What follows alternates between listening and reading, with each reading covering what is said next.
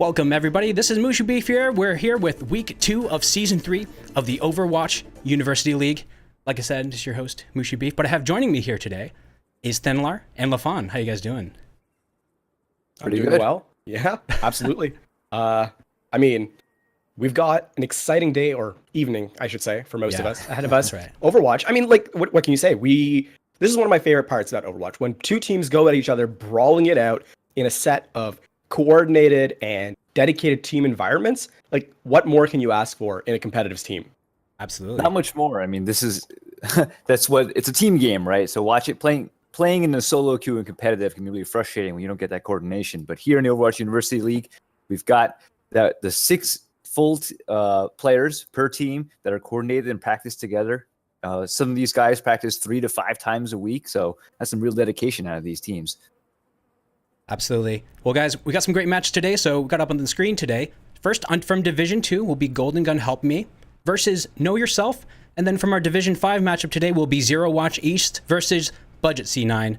Well, let's go ahead and check out for our first matchup again. That Division 2 matchup will be Golden Gun Help Me. And you see the rosters on the screen here. Guys, what do you think about this meta? I mean, what do we know about these teams? I mean, one thing to note between these two teams is they're fairly evenly matched. Their team SRs are about the same. Probably a variance of maybe 20, 30, maybe 40 SR between them. So very, very close matchup indeed. Another thing that's really good to note is for Golden Gun Help Me, this could be right up their wheelhouse. We asked them a bit about their map preference and sort of what they enjoy playing. And today, the first map of the week, the randomly selected one, we should say, is Oasis, something that Golden Gun Help Me have stated is something they're very comfortable with. So maybe that might be a tipping point here early on where they take full advantage of their familiarity with such a map and maybe take an early set lead. Yeah, another thing I noticed in the rosters for both these teams is that Golden Gun Help Me lists that 2 of their players are actually flex players. They'll have 1 tank main and 1 DPS main. So flex players give them some really interesting options in terms of team composition, running 3 DPS or 3 tanks or something even crazier like a 4 tank set or something. So I'm wondering that if Golden Gun Help Me is going to pull anything really interesting in this matchup. One thing I'd like to note, though, is on the side of Know Yourself, they have a bit of a uphill battle, I think, today. They had a last-moment substitution in terms of one of their players due to technical difficulties where they had power outage for one of their players. So they're coming in with a fresh substitute, someone who maybe they haven't played with a whole lot. And that might be a big factor here in this first match where they're still trying to get familiar with each other and in terms of playing as a cohesive unit. Whether that's going to be something that comes along the road in terms of actively defining the match, I'm not sure, but it is definitely something to look out for on the side of Know Yourself. Golden Gun Help Me is also playing with a sub, Basilisk. One of their flex players is listed as a substitute. So let's see. Hopefully they've had more time to practice with him as opposed to the last-minute substitution. Yeah, very fortunately, they're bringing the sub, on the flex, on the same kind of role, so that's exactly what they want. So, but again, like you guys said, it's going to be all about can they adapt with this new person and, can they really play around that role? We don't know, who was the player that everyone on the team is playing around. Like, that would tend to happen where you have kind of a shot caller, a leader. So we're going to see how that changes their gameplay today. I think we've basically covered everything these two teams have, so I can't wait till we get into these matches directly. I think a thing to note before we go is the method by which the maps will be chosen. So we have a 4-map set here. We will be playing all 4 maps, no more, no less. There will be a set that goes as follows. We'll be starting off with Control. We will then move to Hybrid, followed by Assault, and finished up by Escort. We do, of course, start with the map pick, randomly, of course. It will be Oasis, this week's map for week 2, which was defined prior to the season start. This is going to be, of course, our first map. Thereafter, it is up to the losing team whether to pick map or attack defend, and so on and so on. With that being said, I think we basically got it covered, so shall we head into the match? Let's do it. And here we go. Oasis, your first map up between Golden Gun Help Me and Know Yourself. Your first match here of Season 3, Week 2 on Overwatch University League. So in the blue here is going to be Golden Gun Help Me. Your team in red will be Know Yourself.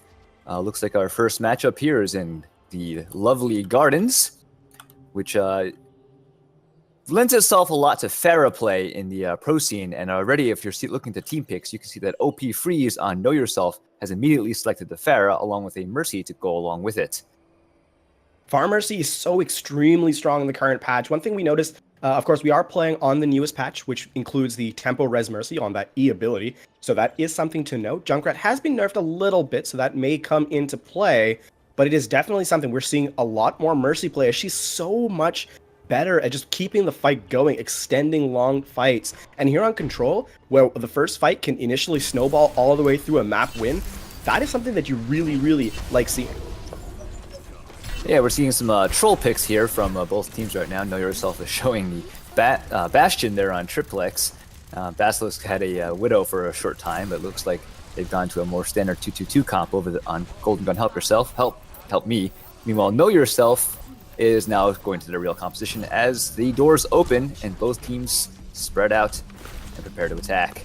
So we are seeing this Pharah Mercy composition from both teams, of course, as the two teams engage. OP Freeze off the top, Sniper with his Mercy as well, subline in the air, goes down towards each other. The two Pharahs poking away, seeing what they can find. On the high ground initially here is Golden Gun Help Me, as the two teams, really just engaging slowly, trying to figure out where that first entry pick may lie. But right now, it looks like the zoning happens in favor of Golden Gun Help Me, as the Know Yourself pushed into a small room, and the first kill will indeed happen here for the side in blue, but a great fire strike from Mechanics takes out the Mercy. That is an initial early pick, and that's going to be very, very useful for Know Yourself as they start to build control on the point, taking down 3 with Triplex coming in big and doing a lot of the work in terms of just cleaning up the remainder of the point. So the initial fight does go to Know Yourself as they now set up to defend. You can tell that both teams are realizing the strength of the Mercy, and they both picked off the enemy Mercy first. That prevents her from tempo resing the first kill and makes the fight, keeping the fight from being a 7 versus 6 or 7 versus 5. Keeping an eye out here on Lizard Birdie as he puts that pulse bomb out, doesn't capture anyone quite as he expected, but is going to, now on the high ground comes Golden Gun Help Me. They are trying to force the high ground issue here as Mechanics pushed out of position. Sound Barrier comes out to try and keep them alive. Showtime up freeze with the barrage will pick off too, and this is looking very, very good for Know Yourself in terms of holding out this point. The temper res come through on Ants. Ants, though, going to be booped off the map by Opfreeze with that concussion blast, and this is going to be Know Yourself continuing to hold in terms of time on the point, as this is going to be everyone but the Pharah dying for Golden Gun Help Me. Yeah, that was a very strong defense in Know Yourself. Golden Gun Help Me push out into the point, but you can see the defender's advantage there as Know Yourself just had them funneled up through this doorway and eating rockets in the face. Now Golden Gun Help Me is already down to 60% to 0. So they really have to push together if they want to take this point and start making up the difference. Again, in that high ground Sniper, going with that Pharah v Pharah battle, the two Mercies looking at each other, and here comes that engage from Know Yourself. The Earthshatter comes through as well as the barrage, so this is going to be 2 high impact ultimates for the defenders that will take out the majority of Golden Gun Help Me, and this is going to be most likely a fight win here on the side of Know Yourself as they now go up to a solid 90%, and this is looking at very dire straits here on this first point for Golden Gun Help Me. Yeah, Golden Gun Help Me, Basilisk used their self-destruct at the very end there after the team fight was already lost, and now they're not going to have it for this final push. That engage comes through, Sniper in the high ground with the Sound Barrier up, Ants though, the first one to go down. This is not very good now for Know Yourself. Know Yourself does take the tempo rest, so both now up as Know Yourself slowly eating away at the body presence. Ants the only one left alive alongside the primal raging Winston. Cola doing what he can, being supported by Mercy, but the ultimate will wear out, Valkyrie will go out, and Winston the only one left alive, trying to stagger it as long as possible. His health bar goes all the way down as Sniper does make it back to point in time, but forced to recall, and that will be point 1 for Know Yourself. That was a very dominant performance by Know Yourself. I would like to note they had excellent ult management. Their combos were on point. They only ever used what they needed to use, and they managed to keep an ult economy, which gave them the advantage all the way through that map. They never wasted anything, and paid off. It's a very good discipline from that team. The one thing I would say for Know Yourself that perhaps they may want to look at is they use 2 high impact ults at the same time. The only real chink, or break, I should say, in the armor that was their ult economy, they did use the Graviton Surge and the Earthshatter simultaneously. two ultimates you really don't want comboing one on top of each other, normally speaking. I mean, it did work out for them. They did go in, or they did come out with 100% to 0 in terms of the control point. But definitely a small thing that perhaps Golden Gun Help Me can look toward and say, yeah, we need to be able to work on that. Fire Mercy continues to be on the side of know yourself, don't fix what ain't broke. But they will rotate onto point with that presence of Reinhardt. Ansel falls down, and that's going to be a very unfortunate place to be in. He will not have that sustained damage that they are looking for. They are running double hit scan now, our Golden Gun Help Me. Tracer on the back line, of course.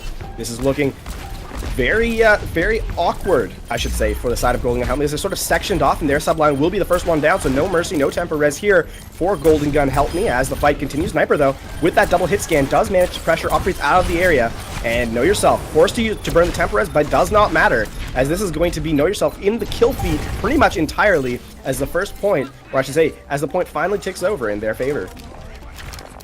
Yeah, you can see that Golden Gun Help Me change over to the double hit scan to help deal with that Pharah presence. OP Free is still running that Pharah here. Not as strong in the University, but you can see that it didn't really matter. They took her out of the air, but that Resurrect, that tempo res, that very strong new Mercy res, kept her back up, and they won that fight.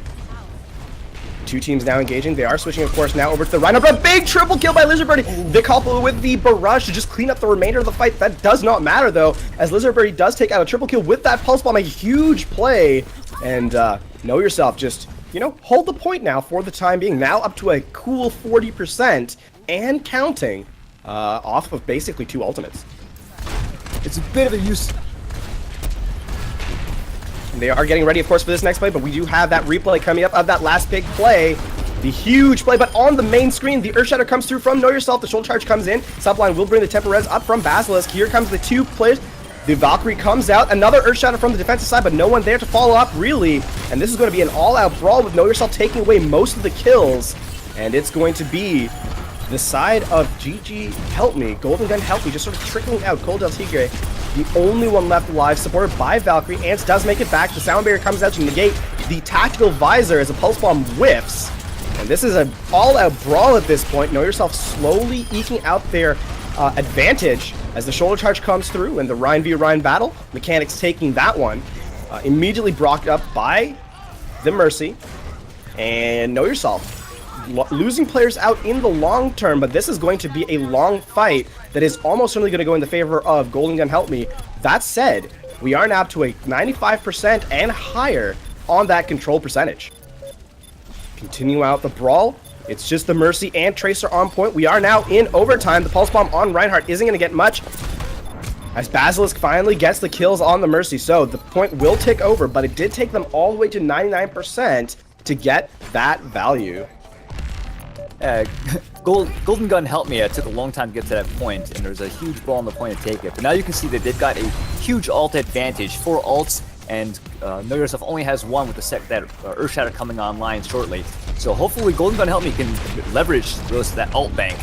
A big block capture, only captures one as Lizardbirdie, the only one that goes down, so the shoulder charge won't go through. Cola Tigre just gets absolutely destroyed through that shoulder charge, and now the Graviton Surge will come out to do the remainder of the cleanup. The Valkyrie comes in, it's not going to pick up many, picks up one, Soplin gets 2 reses off, but right after that res, Cola Tigre goes down immediately. Graviton Surge out now from Golden Gun Help Me. There is no follow-up as the tactical visor can't be pushed out in time. Mechanics in his face, and that's going to be it as its sound barrier comes right through, supporting now Know Yourself as the deciding factor is going to be whether this DPS can come through, but Lizardbirdie picks up 2, and this is looking ever more dangerous now for the side of Golden Gun Help Me. Know Yourself swinging away, does mechanics. The Reinhardt v Reinhardt, the shoulder charge comes through, picks up Lucio. What a big charge. That is going to be spelling almost certain disaster here for Golden Gun Help Me, as Know Yourself will take over. Overtime is in effect. The zoning high noon does take out Zarya, as well as the barrage. And this is going to be it for the side of Golden Gun Help Me, as it is going to be Know Yourself taking the initial map of Oasis, a 2-0 score. Yeah, that was an excellent performance by Know Yourself. They're continuing their dominant performance. Golden Gun Help Me had the advantage of 5 ults to burn to defend the point, and they used everything they had, but they didn't have any coordination together to get it. Oh, here's the play of the game. You can see that big pulse bomb coming up. Lizardbirdie from behind. Sitting in the corner, and there Unfortunately, Lucio walking back into his team with that pulse bomb, and that is going to be an unhappy place for you to be in. So with that, Know Yourself takes a 1-0 lead in map score in this particular match, as we get set to get ready for our next matchup. The defenders, of course, the losers, of course, choosing whether to pick the map that they're going to be choosing next. In case you were wondering, it will be a hybrid game mode, which is, of course, going to be Hollywood as our next selection. What was your thoughts on that last map? Like, Know Yourself, of course, very dominant in how they performed in that effect. What do you think Golden Gun Help Me can do to sort of bring it back here in this next map? Well, I think Golden Gun Help Me, what they're really struggling with is their coordination. Like, you saw things like Colo de Tigre just charging into the enemy team without any support. Like, it seems like they're doing a little bit too much playing individual play, not really gelling as a team and coordinating as a team. You know, you saw in the beginning of that second map there, they were up in that high ground, and then people started filtering onto the point one by one. They didn't drop down as a team, and because they're split up, they end up getting picked off by Know Yourself. Know Yourself is showing excellent target priority, target focus, and identifying members of the enemy team that they could pick off one at a time to win those fights. I think one thing we definitely noted at the start of the matchup was that Golden Gun Help Me really enjoys the map of Oasis, and to lose early on, maybe that could be a momentum breaker. Like, it could be, sort of a mental break, for example, for this team. Like, you go in on a map you're confident on, and then you lose, not just on a map that you favor, but rather handily at that. They lost 2-0, of course, and got shut out on that first point. Do you think that Golden Gun Help Me can sort of turn that around mentally and just go back and sort of focus on this next map, which of course is Hollywood, as mentioned before? Of course. I mean, there's always a chance. Like, just like they say in professional football, any given Sunday, like any map, you can turn it around. You might suddenly something might click with you. We saw this last week in the Overwatch University stream with Reforged Thunder had a match where they went 0-4. If you look at the box score, but it doesn't really represent what happened in the last two maps. The first two maps, they got completely rolled. And then the second two maps were a long, drawn-out, gritty fight where they really made the other team fight for those wins. So it just took them time to really get their teamwork going. Hopefully Golden Gun Help Me can, get it going faster than 3 maps in. And Hollywood may be the place for them to do it. With that said, we are going to now take us into Hollywood. It's going to be, of course, can Golden Gun Help Me come back from Know Yourself, or will Know Yourself continue the domination that we saw on that first map? As we now load into Hollywood between these two teams, Know Yourself electing to attack first, so they will be in the red, as Golden Gun Help Me stay on defense in the blue.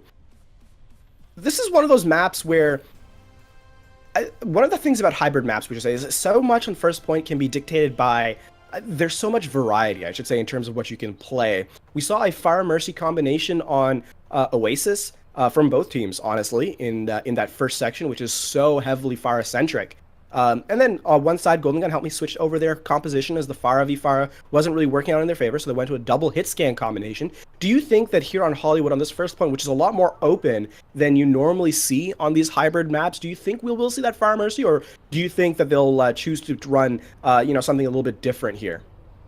Well, OP Freeze was the one running the Pharah for Know Yourself, and it looks like they're on Genji, which is probably not a troll pick. I'm guessing that these Symmetra, Hanzo, and Mei were troll picks. Looks like we might be seeing a cancer comp on defense here, though, from Golden Gun Help Me. They've got Sniper on the Torbjorn and Rain on the Symmetra, and they're all out of the spawn points, setting up their turrets. So yeah, this is going to be an interesting defense here from Golden Gun Help Me. One of the things this composition here, taking a quick look at the defense, of course, as I speak, one of the things this particular composition does really, really well is, as a cheese composition, if you don't ever rotate properly into the back line of the defensive composition, so that Torb turret, of course, peeking in, and the Orisa and so on, this comp can just basically stall you out basically forever. So will the coordination of this dive composition we see on this attack, so it's going to be a triple DPS composition of dive, that we are seeing now from Know Yourself, will that be able to break this backline comp, as the Symmetra turret's up there, so Triple X forced to dash all the way in, as OpFreeze will go down to the Symmetra turrets early on, so a high build of ultimate charge here now from Rain here on that Symmetra, up to a cool 40% before even the first fight, and this is going to be a delay, I should say, for the side of Know Yourself as they look to regroup. Lizard Birdie and Triplex forced to retreat as the respawns come back in. Freeze is now back in the play, so they are looking to see what openings are available and starting to take the high ground now are Know Yourself. Yeah, you can notice that Sniper there actually had a toward part ahead of the defense to get early percentage, but he built a new one before that early part got any damage done for him. Still, he's at 55% of his ult charge now. So both of these defense characters are really... Here comes that dive as the Winston, Tracer, and Genji all jump in the backline on the Torbjorn, but it's going to be the Winston going down first as Symmetra gets the remainder of the kills. This is down too early for the attackers, and this is looking very, very dangerous now. Praxis on the Sombra, but not much value gained out, as even though Lizardbird picks up a triple kill, will die to the turret from Torbjorn. Sniper doing work here, now up with that Molten Core, so that initial early fight, not really getting much value as the switch to a Sombra as a second support for the attackers as they reset and re-engage.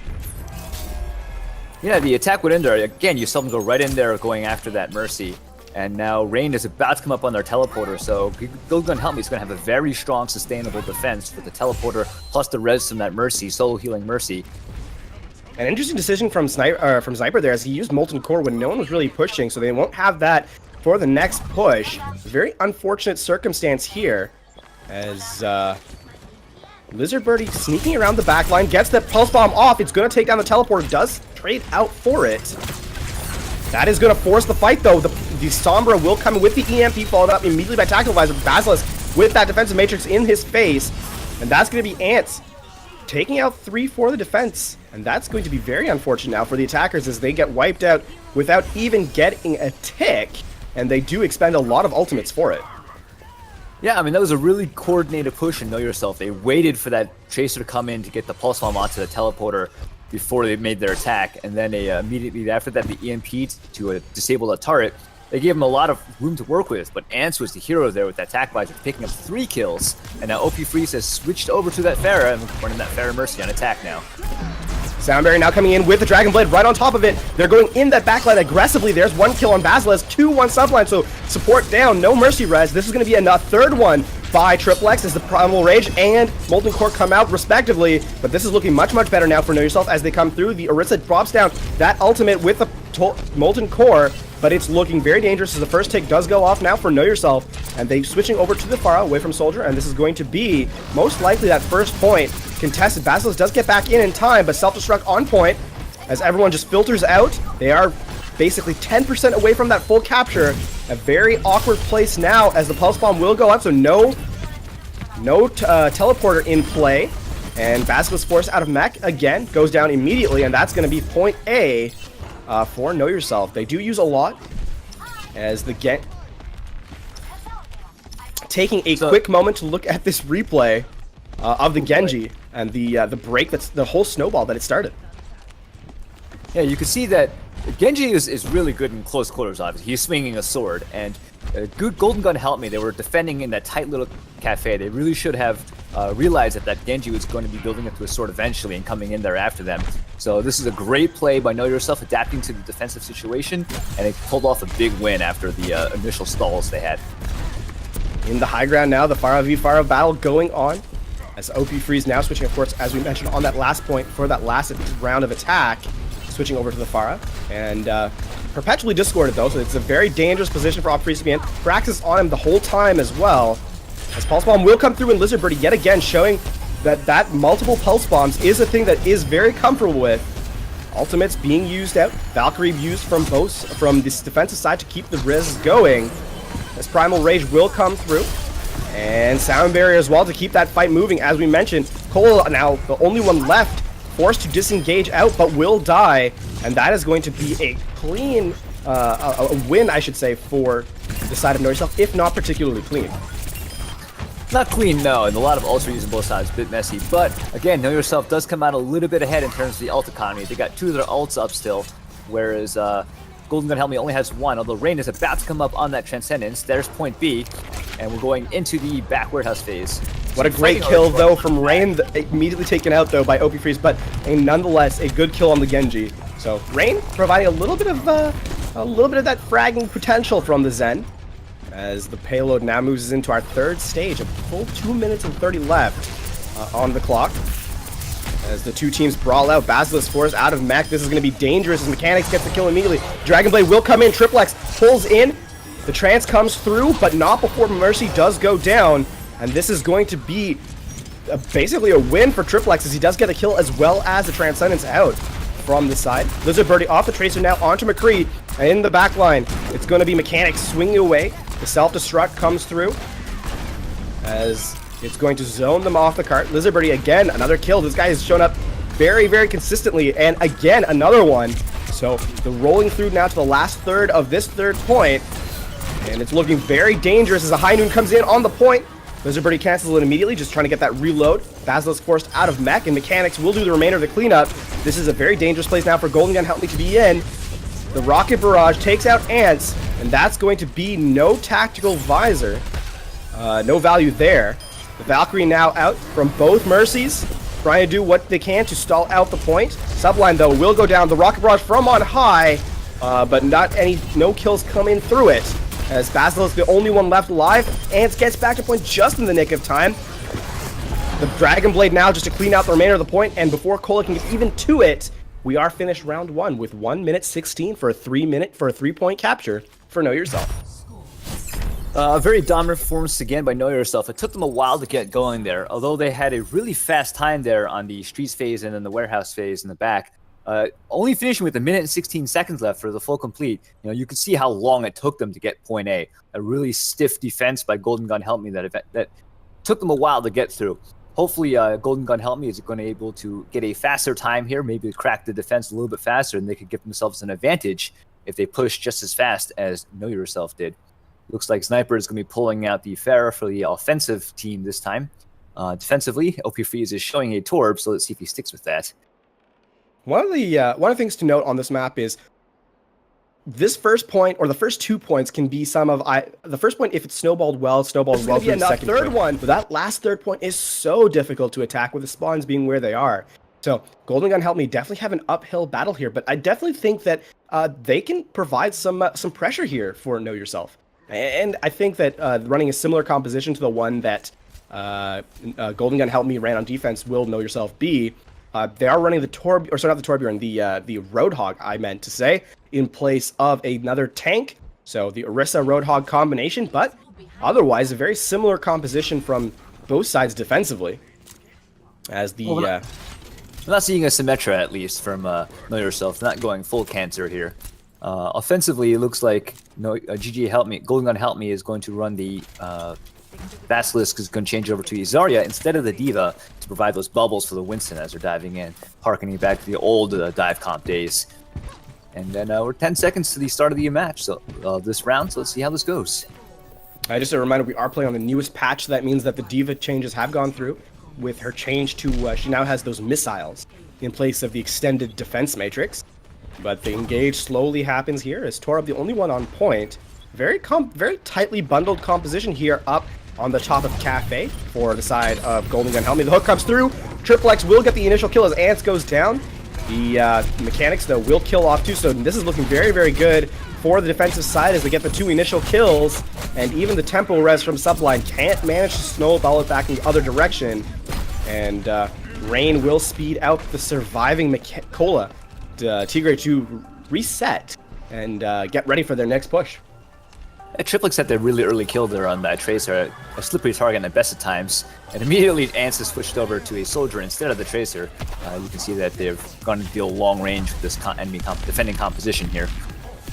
This is definitely on the side of Sniper to try and deal with the Torb turret, which is so far in the back that it's really providing a lot of pressure for the team as Cola just jumps in, and even bubbled by Zarya. Here comes that Molten Core from OP Freeze.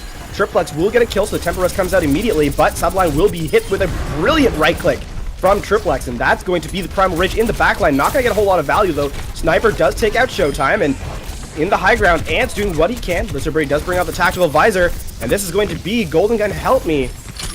Just really not providing a whole lot of value for themselves as they just stagger in, and Lizard Birdie just cleans up without really any sort of protest from Golden Gun Help Me. Yeah, they're really relying on that Winston diving in with the Zarya bubble. But even with that bubble, Winston is pretty fragile without much support, and none of the rest of his team is able to dive in there with them. So Know Yourself is able to really just focus on that Winston, burn the bubble, burn the shield, kill the Winston, and he's not getting anything done by himself. It's a very unfortunate case to be in when, that's a very painful place for a Winston to go through, as it just feels really awful. There, Sniper does manage to take out the turret, so it's going to be in a, perhaps this is the window that they are looking for. The bio grenade comes out from Ana, and the two in the back line, the Winston and the Lucio, not able to do much. The whole hog comes out, the nano boost as well, as this is going to be a messy fight. Triplex, I should say, with a seeking hook, doesn't manage to find what he's looking for. But in the meantime, Golden Gun Help Me just sort of left down to 4 players as the res does come through with that reduced cooldown on the Valkyrie mode. And the brawl continues. And it's just basically on the side of Know Yourself. They're just letting Golden Gun Help Me just take space. Molten Core out now from the defense. And Rain with the Sound Barrier. They're trying to engage here. Tactical Visor as well. Not really being absorbed by much as the Orisa doing what's the spam down that they can. As the first kills are going to come through now for the defense. And Lizard Birdie with punished immediately for that Tactical Visor by a brilliant barrage from Sniper. As the brawl continues, now down to the last minute of play here on Point A. And Know Yourself just going to clean up here, ending a rather messy and extended brawl. Yeah, you can see both soldiers didn't really get a whole lot of value out of their tactical visors there. They went after each one. Ants went into the back line to try to take out the back of Know Yourself, was killed with his tac visor. Lizardbird turned on his tac bats after killing Ants, and then was barraged by Sniper. So a couple of wasted ultimates there, but not much you can do about that when you're getting ambushed by other ultimates.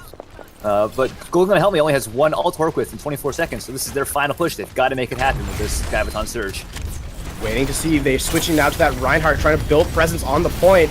Zarya looking, seeking. The Valkyrie comes through. And Cole goes down really extremely weak. So in the air is going to be the defensive Valkyrie trying to just heal up as much as possible. That aura healing as the Graviton Surge comes out. Orisa's supercharger comes through. We are now in overtime. The kills trading out unevenly in favor of the defense. Overtime starts to tick out ever so slowly. The nano boosted Molten Core. Overtime ticks out. Know Yourself takes a 2-map lead, winning 3-0 here on Hollywood. Golden Gun Help Me. Really struggling there. And here's the play of the game from Triplex with a shutdown listed. This is going to be that third point. Just takes out. Oh, a great deflect there. And chasing after the Flying Mercy. So that's 2 ultimates he took out there. The Valkyrie and the Barrage. As we now get ready to see what our next map choice is. Lizardbird taking away with 41 eliminations, the majority of the votes really showing up there on that map. Actually, Lizardbird doing very, very well in this set so far. We do have, of course, our immediate map pick. It will be Volskaya on Assault as the selections. So we already have, our information for the next round. How do you see GG Help Me turning this around? This is in an odd scenario for them to be in. They're down 2-0 and have looked, I don't want to say shaky, but have looked somewhat off-put by how Golden Gun how Know Yourself has been playing. I really feel like it's a matter of coordination. Like you can see a showcase at the very end there when all they had was Basilisk's Graviton Surge. They were scrabbling around the point, kind of spread out a bit. They weren't really in position to pounce on the Graviton once it was used. And then Basilisk did use it midway into that fight, caught 4 members of Know Yourself into that Graviton Surge, and then there was absolutely no follow-up. The Supercharger was already down, and no one was able to approach the bundled up defenders, and they got no value from that Graviton Surge, and it was their last chance to do it. It's been emblematic of their play so far, where they're doing well individually, and they're executing strategies that are simpler, like the cheese cancer comp with all the turrets. But unfortunately, it's not really help. Once things fall apart, they're not really gelling as a team right now. And Know Yourself is really picking them apart. Speaking of individual players, or speaking of individual players playing well, who stood out to you so far? I mentioned Lizard Birdie earlier, but who is who's your MVP 2 maps in? I mean, I'm going to go with Lizard Birdie. It's obvious to everyone that Lizard Birdie's been doing a lot of work in multi-kill pulse bombs, sniffing out those teleporters in the back line and taking them out first. Like, he's got great game sense, great awareness, backed up by good mechanical skill, and he's really putting his team on his back and driving them forward, making this good performance by Know Yourself even stronger on the back of his individual play. I mean, I have to agree with that. Know Yourself is definitely having a more coordinated time. I'm not going to say better, because I think 1-on-1 it's been fairly balanced. There have been small breaks though on the side of Golden Gun that just leads to losses in terms of team fights. I really want to see them, sort of tighten up those coordination issues, or just the one thing I noticed there on the side of Golden Gun Help Me, and perhaps this is something that's just struggling because of the team composition or sort of the heroes that are being picked. Cold de Tigre is he's struggling there on that Winston. He's going in, and it's not entirely his fault. He's going in basically by himself, and they're not getting value out of it. They're not getting value. When you go in with a Winston, you really want some sort of peel, some sort of support, so that the enemies go down. But instead, what's happening is Cole is going down himself, and then there's no other side, none from the other side going down. Or if they do go down, there's immediately that res coming through from the defenders. So I want to see sort of the moving in as a team. What would help, I think, Golden Gun slightly more. Beyond that, I think on an individual level, as we mentioned earlier, they're not doing terribly. So definitely just tightening up the coordination a bit, maybe be able to help them as they get ready here on Volsky Industries.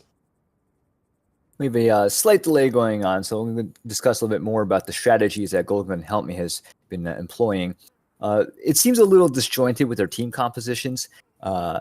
Like you saw them switch to the Ryan at the very end there, because the Winston clearly wasn't working out. They need to work their comp slope to coordinate with each other a little bit better in terms of hero abilities and hero mobility. With the Winston, you typically really want other flanking, fast-moving characters that can dive in with him, because Winston, he doesn't do a lot of damage by himself, but he does little damage to a lot of different people with his Tesla cannon electrocuting everyone in front of him. So if you can get a few people to be somewhat damaged, a Genji or a Tracer can get in there really fast and just clean up one after the other.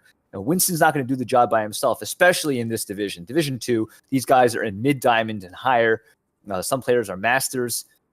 So you can't rely on your Winston jumping there, scaring people, electrocuting people, and no one's going to panic. They're going to turn around. They're going to kill the Winston. He's got to have support. Is this the time for Golden Gun Help Me to make that comeback? They are now, of course, down 2-0. Or is Know Yourself going to continue with their reign of domination and take this next map away? Volskaya Industries, it's time to find out, as here we go. Know Yourself attacking yet again. So Golden Gun Help Me will start on defense. And this is it.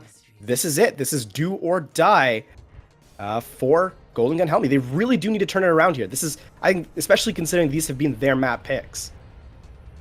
Indeed, usually you figure that they'd be picking maps that they're most comfortable with, and Know Yourself has just been killing them on this. So looking at some the initial team picks or team choices here, Subline is looking to be running a Sombra, so that Sombra defense here on the point A, which is very common in the pro scene as well. Know Yourself is also showing a Sombra, so they may be trying to do a counter pick with their own Sombra, although of course the defending Sombra has the advantage, being able to hack the health packs as soon as the doors open. So let's see how this works out for Golden Gun Help Me. They're only running one healer, a Mercy, to go along with that Sombra. The Sombra play, this is an interesting composition from the defense. It's a rather slower composition. You're playing sort of short-range heroes, but some long-range spam. You don't often see Sombra by herself as a healer. You usually see the Lucio with it to provide some, rotational ability, some speed. They're running the Sombra Mercy, so something definitely here. But Volskaya, definitely one of the maps that Sombra is strongest on, with all those mega health packs just bundled around the point. I mean, on Volskaya, from the defender's perspective, on the left-hand side, the mini in the small room beside the point. So this is definitely strong for Sombra, and we're seeing the attackers and defenders both running Sombra, at least initially. As we now see Basilisk on the Diva, back to the composition that we see. But the Reaper, I think, is the odd choice here, as it's a close-range brawler without much close-range support. So we will see, of course, how that works out on the defensive side as the engage now happens. Know Yourself just poking away. The mini health pack in that far room taken by Practice, so they will be playing around that initially. It's a slow build up here. Winston in the backline, but immediately set upon by Reaper and D.Va, and that's going to be an immediate early kill without any much support. But the point slowly starting to tick in away, as both teams just sort of filtering and blinking away at each other, trying to see who blinks first, as it were, metaphorically. And yeah, here you comes can see that that engage. both teams are just poking at a long range each other, and that gives the Sombra defense a huge advantage because any poke damage is going to be healed by those health packs and get that EMP charged up. And now the counter dive is coming in, forcing the attackers back. Yeah, Sombra will. Sublime, of course, will take that first kill, but trades out. So Praxis will get the advantage here in terms of the EMP buildup. So Sublime will not be able to use EMP initially. Cola, the only one on point right now. Not much in terms of support. There comes that EMP in the back line. It's going to be big. It's going to capture basically everyone that's in that room as Cola does go down. So the Pulse Bomb will come through Rain as well. This is looking much better for the offense now. Sniper does get the Tactical Visor out. Sound Barrier in defense, however, as he is set upon by a D.Va in his face. Matrix will essentially negate his ultimate. And defensive ultimate Sublime does take out, but there is no one there to follow up. So while that does hack pretty much the entire team, it's going to mean that the attackers of Know Yourself will capture that point basically, essentially very, very quickly here, as now it's going to be the defensive setup on point B for Golden Gun Help Me. Know Yourself showed that they had a little bit of a miscommunication failure there, because you could see that the Winston mechanics went up the right side of the attack by himself and was picked off very early while the rest of his team went off to the left side. Fortunately, the attack poke lasted long enough that he was able to come back for that fight. And now the attackers are now surging on to point B. Sublime, though, will get the initial early kill. This could be the stabilization that they do need, as without that main support, it's very tough. Lizard Birdie in that backline, however, inside a tiny room, a Death Blossom, it's going to force one kill and force the mech out with the Primal Rage in the back line. So that's going to be it, but a very expensive play, as they were forced to use both the Primal Rage and the Death Blossom to continue that fight. Yeah, Know Yourself is now sitting on 4 of their ultimates. Lizard Birdie has swapped over to a Widowmaker and is already at 85% charge, so getting a lot of damage in there. I think that the decision to play the Mercy along with the Sombra kind of weakens the EMP strategy, because the healing that Mercy does cancels out the EMP generation. There comes that Tactical Visor into the backline alongside the after effects of the EMP, but the Valkyrie does come out beforehand, doesn't manage to stay alive. Rain in the high ground in the air gets taken out by the Winston mechanics with a lead. Lizard Birdie uncontested now in the air, in the backline, just sniping away as the point now, the first tick goes through. The second tick, will it be contested? Sublime back on point in the invisibility, but Lizard Birdie takes it away. Rain does manage to get off the tempo res, but immediately taken out, so this is going to be very unfortunate. Self-destruct in the air to zone out. Sound Barrier 2, and that's going to be round 1 complete rather quickly for the side of Know Yourself, as they just sort of brawled their way onto point, taking advantage of those picks. And Golden Gun Help Me sort of left wondering what they can do, asking for help, you know. So the here you see Lizard Birdie on the Widowmaker. Like that, I find that's an interesting choice in the point B, but obviously you can see it works very well. One after the other headshots, cleaning up any defenders that are trying to stall at the point. There's a very good work by Lizard Birdie there. Once again, showcasing individual skill that's really pushing his team to utter dominance. Definitely the headshot on the D.Va as she exited the mech. A very unpleasant position to be in, as you don't really have any control over yourself as you exit that mech. But Lizard Birdie definitely showing up to play here tonight. And we are going to see now the defensive picks from the side of Know Yourself, as they now have... They're basically speedrunning these maps on the offensive side, and then just chokehold, like putting a chokehold on the defensive end, and it really suffocating Golden Gun Help Me. Lizard Birdie living up to the Russian standards in Overwatch specifically of hating Omnics. So throwing himself up on the map here on Volskaya, definitely a thing that that Volskaya Industries would be more than willing to assist in. But the continuation switches over to the Soldier, as we are seeing a Junkrat and Orisa. Not something you see very commonly here on Volskaya Industries. No, not too often. But if you're running the Sombra defense, the Orisa is really good for sitting in that, putting that shield up and blocking that doorway to protect that mega health pack while people are healing up. Triple X there is going to be eating a lot of damage and presumably getting up, grabbing those health packs to generate ult charge. There's also that single Mercy on defense as well. Hopefully they won't cannibalize too much ult charge from Praxis's Sombra. And the attackers are coming out with the Reaper still. And let's see how they work out. Reaper's a lot harder to work here on this first point, but on second point it'd be very, very dangerous. But launched in the air as Sniper and then just executed in cold blood by Lizard Birdie. So that's a very initial fight end. As in a tiny hallway, Junkrat is more than a mad terror. He's very dangerous with those explosives cackling away. Is there anything better than a mad Australian with armed heavily with bombs? I don't really think there could be. Everything's coming up explodey. Looks like Know Yourself is rotating the defense slightly. Mechanics on the high ground. Praxis, though, in the back line does manage to get some spam off, but runs right into the shotguns of Ants, and whereas close quarters, in a tight corridor, Junkrat is so good, in close quarters, a Reaper is even better. And this is going to be the self-destruct, the Oak Freeze gets taken out by a Lucio of all players. Rain managed to take a Riptire away, so that Deadly Terror not in play. On the high ground, Triple X will get the hook off, but the great bubble down by Winston means that Ants, given the space to work, Freeze does get the shift off, so Ants down now, and they are losing the play, but here comes that Valkyrie in line, the tempo res comes up, as this is going to be building presence on point. They are, of course, getting that first tick, another res coming through, Cola in the background just zapping away, as we mentioned, looking, Praxis not going to be able to get off the EMP, and with the Death Blossom, that is likely going to be it for point A, about equal times for these teams in terms of point A contest and capture. So, Know Yourself, now forced to retreat to point B, and Golden Gun Help Me with perhaps an ability to tie up the point here. Yeah, they came in.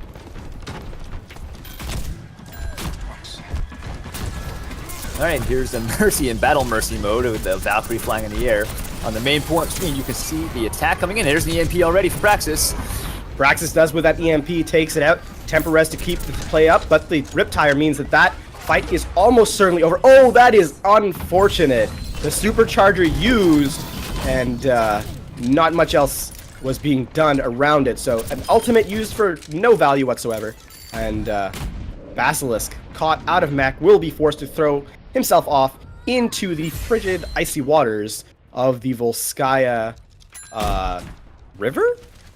So, I don't know. It's the Siberian lake. That's good enough for me. Oh, OP Freeze with those random Junkrat grenades is going to kill Sniper and force a tempo res out of subline already. So it's 30-second cooldown that they're not going to be able to res if there's another pick.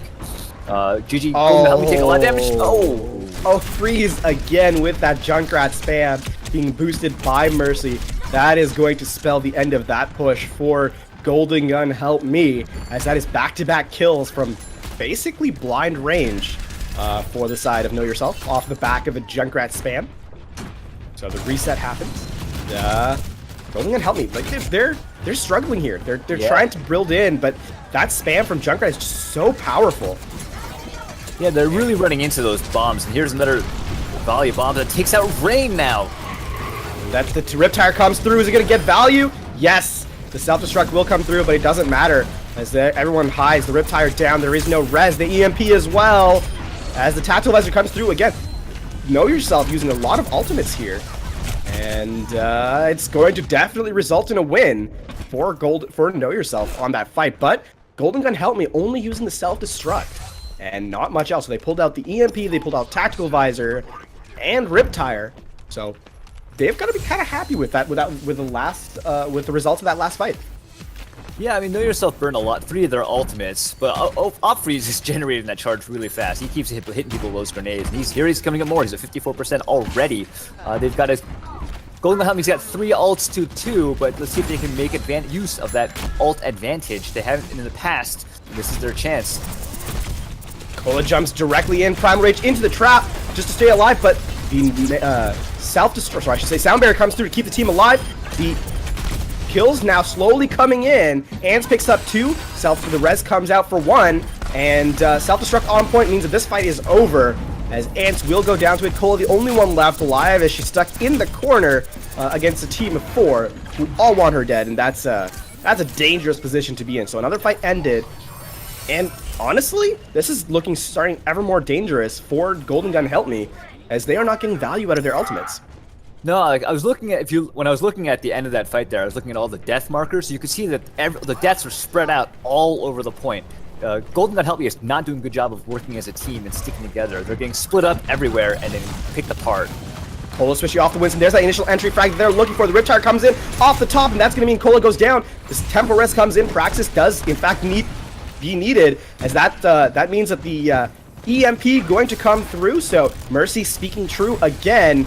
Ants falls off the map, I think, as this fight is basically over. Tactical Advisor will come through. Up freeze using the death grenades, the passive from Junkrat to get a kill. And again, ultimate's going through, and it's going to be, again, know yourself, in Junkrat's words, coming up, exploding.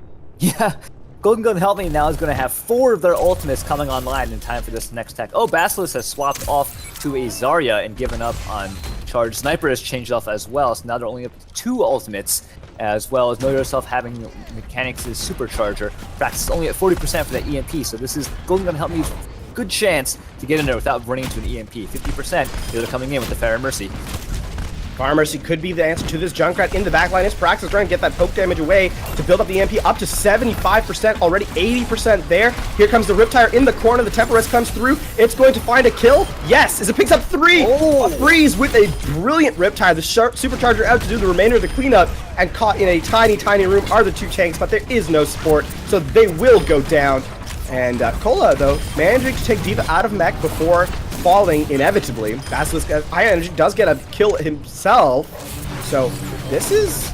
Basilisk, will he be able to get out? No. Does fall. But builds heavily to that grab. And coming up on screen, that Riptire, as we mentioned. Take us through it then, Lar. Yeah, I mean, you can see he actually runs around this Riptire in circles. He has the opportunity to take 1 or 2 kills whenever he wants, but he waits for that Mercy to float down a little bit and gets that Mercy when she's low enough to blow her up, and gets 3 in the process. Really good work by Outfreeze there. Praxis now with that EMP picks up it again. It's going to capture. The self-destruct will come through. It's going to pick up Basilisk, unable to. Upfreeze then picks up Sublight on the Mercy, and this is going to be yet again Golden Gun Help Me left out in the dark. That EMP shutting off the lights, and the kills coming through as they're going to push towards the spawn and rain from long range. Oh man, that is miserable. The Junkrat yet again capturing more explosive kills as he cackles madly. Well, the one good thing about a fast fight like that is that it gives Golden Gun Help Me one last chance to get a desperation push onto the point. They've got 15 seconds left to get onto the point. Hopefully they have anyone that can run there fast enough. Basilisk is the one furthest up. This is Zarya. Only 10 seconds to make it there. Can they do it on time? Sniper will unable to get through. The sound barrier comes in. This is going to be the res. Sublight doing what they can, but Valkyrie out from the defensive side. We are in the last moments. The High Noon from the bottom. It's going to pick up Basilisk. The kills are coming through for the defense. Sniper Buzz pick up Praxis in the meantime. So slowly, the build of advantage is coming in. Will they be able to stagger it out as the Riptire comes in yet again? It picks up 1. This is looking very dangerous for Golden Gun Help Me. Overtime, the last one left alive. Rain falls to the mine of Junkrat. Overtime ticks out. The EMP shuts off the map. They take Know Yourself, I should say, takes this final score with 2-1 on Volskaya. Yeah, that one I'm looking for this play of the game. I'm betting it's Opfreeze. Yep, there it is. The Junkrat comes in. Is it going to be a Riptire? Goes around the corner.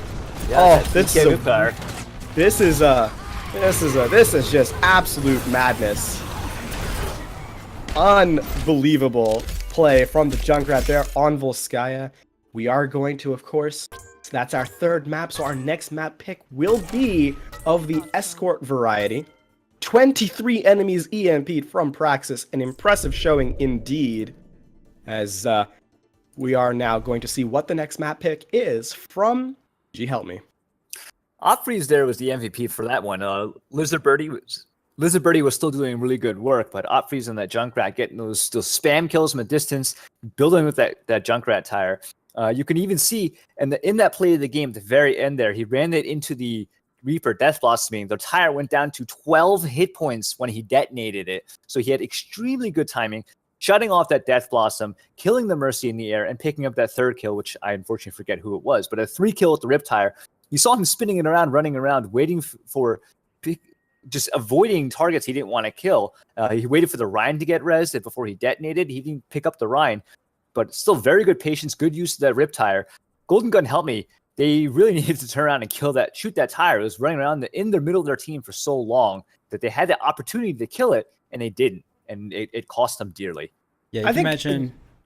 Yeah, you can imagine how bad, like how crazy the comms were during that rip tire for sure. But yeah, we just got the actually, LaFon, what was the point you're going to make before we reveal? I was just going to say that one thing that really highlighted my play is not Opfreeze with the rip tires, which we know how dedicated, how strong that rip tire is in terms of just creating havoc in teams, but the long range, not sticky mines, the long range primary bombs from his Junkrat. Absolutely. That was for me a lot more impressive. Like, how often do you see cross map kills, not just once, but back to back from Junkrat? True.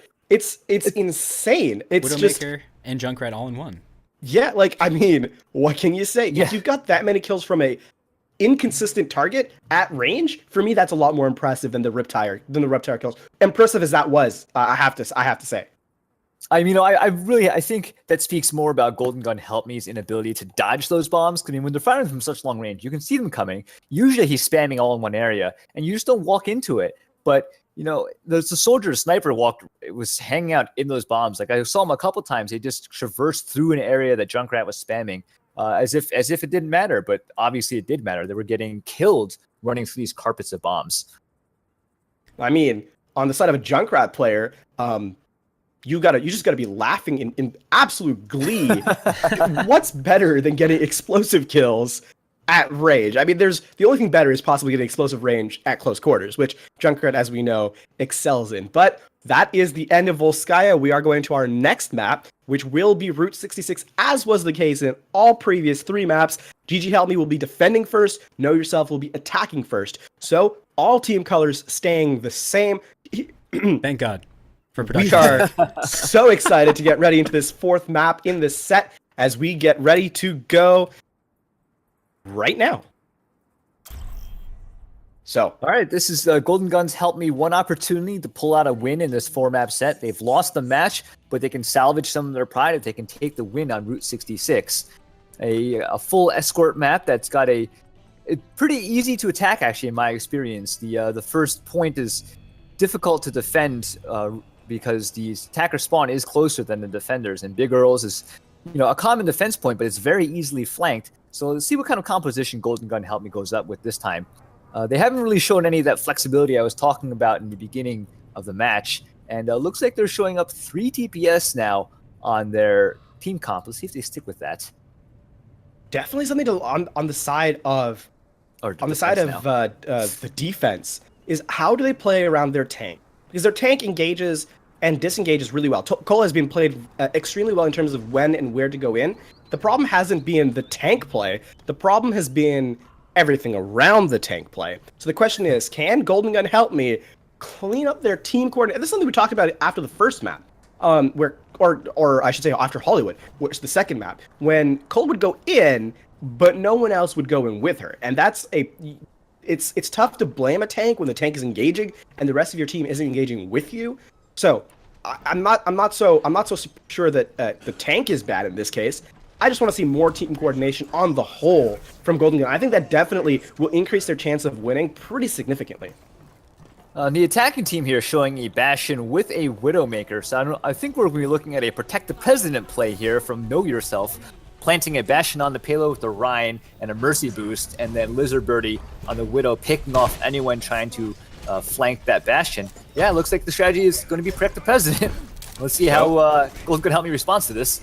Lizard Birdie looking to get on the high ground to see if they can find some initial picks, and is met with a Rhine shield. So initially, nothing quite falls on the high, doesn't get quite the shot they were looking for, and another one into the shield. So the Protect the President in full force is going to break through that Reinhardt shield initially, offers into the back line, jumps up with those missiles, doesn't find the value they're looking for, and the cart has been moving forward ever so slowly. So Golden Gun Help Me will have to engage at some point sooner or later, as it's going to be pushed around basically all of Big Earls at this point. A great bio nade from Showtime, and that's going to be 2 initial kills from the attackers. And Lizard Birdie now, with the angles being rotated, has got free reign, and this is a basically fold for the defensive side. A quick formation tank for Triplex And they're just going to clean up as Sublime unable to get out of fight. The Mercy v Mercy fight ends in Praxis's favor, as point one going handily in Know Yourself's favor.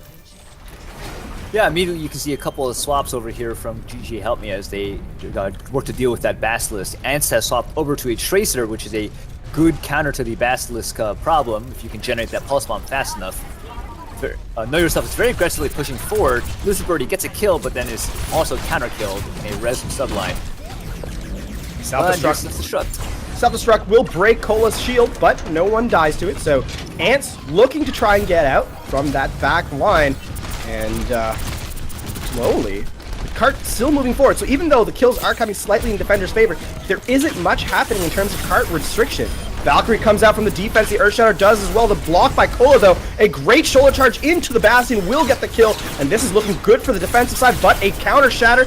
This Transcendence not out in time, and Tracer going to go through and get pinned by Mechanics. So Ants does go down, Sublime picks up the res immediately. The cart is still moving forward, however, as the defense not able to get the remainder of the cleanup, while the offense does get the reses through, as Praxis' Valkyrie infinitely more valuable in terms of the res. And Sniper being sniped instead by Lizard Birdie. Yeah, Lizard Birdie's doing a lot of work with that Widowmaker. You could see at the beginning of that fight, Ants was sneaking around the back to try to get some ult charge and then maybe land a Pulse Bomb. And Lizard Birdie landed a close-range headshot on that Tracer, immediately stopping that. Here's a self-destruct to zone from Know Yourself, and that gives him the free point B. Wow, unable to go through that self-destruct from D.Va means that point two will be captured. And Cola now on a D.Va. So a D.Va Zarya combination from the defense. This composition, this team composition is all over the place. But yeah, Cola went out there to contest that Widow by herself and was demacked and killed with no support from the team. I've kind of questioned that decision to go out there. This is going to be Cola now switching, of course, off the D.Va to the Winston. So a little bit more cohesive of a unit, but another close-range headshot from Lizard, and this is going to be another kill. So the res does come through, however.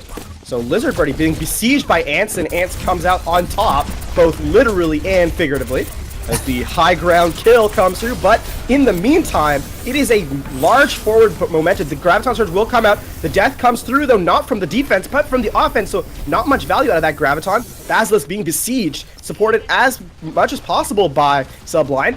And it's going to be, again, the Tempo Res comes through. Sublime manages to get off the ability. And this is going to be the last contest here for the defense. But Ant, again, dying to Lizard Birdie. This is not a place you want to be in. As the Earthshatter comes through, and the formation tank, as a brilliant Bionade from the defense comes in and basically nullifies Rain's Transcendence. As the Pulse Bomb will come through, Opries will be taken down, but this is not enough. It might be a little too late, as Ant's the only one left alive to contest and hit with a Fire Strike, means that Mechanics stacks up on point with the remainder of his team, and that's going to be round one complete. A ludicrous 3 minutes and 46 seconds for Know Yourself remaining. Yeah, I mean, so looking to this round one, yeah, just take Graviton us Surge away. coming out, and looks like you can see the Graviton Surge picks up pretty much everyone that was on the cart for the attacking team, but unfortunately, Golden Gun Help Me wasn't able to get any kind of follow-up on the Graviton Surge yet again. The only actually kill was Rain on the defending team was killed by the attackers who were in that Graviton Surge. So, good Graviton Surge, no follow-up once again. The tank play has been pretty good from Golden Gun Help Me, but there's not been really any good support around that tanks. And as I mentioned off the top of Route 66, like, that is something that we've said before. Like, tank play hasn't been bad. The coordination around the tanks has been a little bit more suspect. But maybe here on offense, we can really expect them to come out swinging and hopefully take some real, a pound of flesh, if you will, out of the defending Know Yourself. So, at least that's what I hope for. Cola did have that unfortunate dive out there on the D.Va to try to take out the Widowmaker. I think Cola might have just been really angry and just wanted to get that kill just to show that Widow who's boss, but it didn't quite work out for them. And that just fed, free ult charge to Know Yourself. 600 from the D.Va and then 150 from the Gremlin D.Va. So not a great decision on Cola's part, at least on that part. The one thing, again, to highlight, though, Lizard Birdie. Like, a close-range snipe on Ants, not once, but multiple times. At a certain point, you gotta give respect and, like, all in on a player. And I mean, I kind of feel like Golden Gun Help Me didn't do it fast enough. And Lizard Birdie was just free reign in terms of those pick ability, basically all map. So. Yeah, it's the 1-2 punch there from the Basilisk up front, forcing you to focus on the Basilisk. But while you're diving the Basilisk, Lizard Birdie in the way in that back, just picking off long-range shots, doing really well there, and just ignoring the Tracer coming after him. So, extremely good play from Lizard Birdie yet again. Golden Gun Help Me, and now on the payload with a Roadhog and Zarya as their tank. So this is going to be interesting as they come around the bends. Triple tank. Triple tank indeed. Went that way back to Season 2 and 3. But Season 3 most. The hook comes through, Ants misses, but Praxis now building up with 30% on the ultimate. The hook comes in, a kill though, so Sublime will go down to the defensive Hog, the one that gets the initial kill. And Praxis though, hooked and executed. A great combination there from the Zen and the Roadhog, as the flanking Hog in full effect, but dodged does Sniper. So Ants now proving value out of that Roadhog as the kills come through for the attackers, as they choose to reset temporarily. Lizard Birdie picks off Rain, the high noon from on high. Doesn't capture much of anything, doesn't break the barrier even, as he does go down instead. So this is looking decent for the attackers. On the side is Triple X, gets the hook through, but a great barrier from Zarya gives him the full 200 energy, or the full 40 energy, I should say. As Triple X now caught out all by himself, all by the Lonesome, and on high, Oak Freeze just poking away with that Reaper. Praxis coming in with the EMP. Praxis with the EMP, but the follow-up isn't there. Doesn't seem to be, as Praxis the one goes down. The Supercharger comes through. The two reses in each side as well. And not much coming in from the attackers. They're not really pressing their advantage in terms of what is available to them. And they're just sort of allowing the kills to come through as a Whole Hog is just pushing away everyone from the point. Mechanics in the back line, not somewhere you usually see in Orisa. Well, the Orisa got pushed up there by that Whole Hog, and then now it's got a good firing position for that. And there's another EMP from Praxis. Oh, that is unlucky for the attackers as another EMP comes in, one of the fastest building ultimates in the game. And this time, though, there is the follow-up required. So I have to say, Golden Gun Help Me is really not pushing their advantage when they get it. And they're allowing Know Yourself back into the fight. And we saw that. That first EMP didn't get value. It really, really didn't. But instead of really pushing that ability, they allowed Praxis to build up a second EMP and then comboed it with the, that Death Blossom. And they're now taking that high ground position inside that hallway up in the cave system. Op Freeze forced to Wraith away, but not before getting some damage in. Praxis in that backline, jumping on the Zenyatta. Zenyatta going to go down. The High Noon turning around, and that's going to be Zen going down. Rain follows, so they don't have one of their main supports. And the backline Deadeye, as not something you expect. Lizard Birdie picks off another two. The two tanks down, and Rain dies for a second time after being rezzed. So that's a very frustrating place to be in. Yeah, it's a questionable decision to make that res by Subline, because your team's down 3-6 right now. If you res someone, that's just feeding free ult charge. Lizard Birdie comes up and gets a kill on Cola as the defense aggressively moves up to contest the attackers before they're allowed to regroup. Triplex hooked through, Basilisk with the cleanup. This is going to be perhaps the entry frag that Golden Gun Help Me is looking for. Can they press their advantage here? Now they are down to the last 40 seconds of the map. They don't have a lot of time to work with. They are sitting on 6 ultimates. 6 ults, though. So let's see if they can use the Op Freeze coming from the back for the big Death Blossom. Oh, Rain is forced to Transcendence to save himself. No kills for Op Freeze. The defensive Valkyrie comes in, but the Tactical Visor in return takes him down. There's going to be no res. The Supercharger comes through. We are down to the last 20 seconds of the match. The Whole Hog. There comes the EMP into the High Noon from above. The kills, though, happening on the defensive side. No, the cleanup is going to be from the offense. Lizard Birdie on the high ground, just flinking away, but will be taken out by the freshly revived Sniper. So they do expend 5 out of their 6 ultimates, but they do capture the point. So that is something they desperately needed. They are, though, down to 2 minutes and a half. So their backs are against the wall here in our 4th set on Route 66 against Know Yourself. Alright, neither team is sitting on any ultimates of note except for that Graviton Surge with Basilisk. They haven't gotten any value of that before, but with no ultimates available for either side, no defensive ultimates either for Know Yourself, that Graviton Surge could really push the Golden Gun Help Me all the way to the end here if they use it wisely and follow up. Op Freeze nearly caught out, but does manage to get back in. Praxis does go down. The shoulder charge misses as Cola just zoning out the enemy team. Prax in the high ground gets hooked, or in the background, I should say, gets hooked and killed, but it's going to be the remainder of the kills happening from the defensive Know Yourself, as Opry is being left rather uncontested in the backline, manages to stick a pulse bomb, and the cleanup is there. The shield no longer, so that means High Noon will get a free double. And that is, again, a reset for the attacking Golden Gun. I think that was probably an unnecessary deadeye there. The team fight was already won. They had, only 3 members of the attacking team was left. So they probably could have saved that ultimate. A little overcommit at ults, Know Yourself, that we've been noticing on the offensive ults. But here come the attackers again to try to get that pillar movement. They got 1 minute and 10 seconds left. Let's see what they can make happen with 3 of their ultimates. On a flanking mission is Triplex. Does he see what he wants? He finds Sniper, but the brilliant bubble comes through, and so there will be no death there. And Triplex, with the zone, with Opry's doing the zoning area, flanking area, opens up the kills for Praxis and Lizard Birdie combined. And now down to a remaining 46 seconds. Golden Gun help me with their backs against the wall. Can they turn this around? They're coming up on that 6th ultimate. They definitely need to do an explosive fight here. They need that Graviton Surge to get value. Yeah, they could get a good combo with the Graviton Surge and the Pulse Bomb, which is at 95%. So we'll see if they manage to put that combo. There's the Pulse Bomb from Upfreeze, and that's taking out Cola. Rezzed, but we're down to 20 seconds. The Graviton captures the 2 tanks, not much else. The Pulse Bomb comes in, but Mercy flies into it. Oh, Showtime, what was that? They are forced to use the Tactical Visor, are the attackers, as well as burn out the Valkyrie. So they use 4 of their 6 ultimates. They have the Transcendence and Earthshatter online. Opry's will go down to Sniper, but they are up against overtime here, as the recontest will come in from the defending Know Yourself, as Ants trying to pressure that high ground, see what is available, as Sniper sets up a crossfire as well. And there is not much available. Triplex now flying onto point. The Diva no longer in the hog form. Here comes that supercharge. The Earthshatter captures only 1. This is a dangerous place. The short charge will capture no one. Ants in the backline. They do manage to take out the supercharger. And this is looking ever more dangerous for the side of the offense.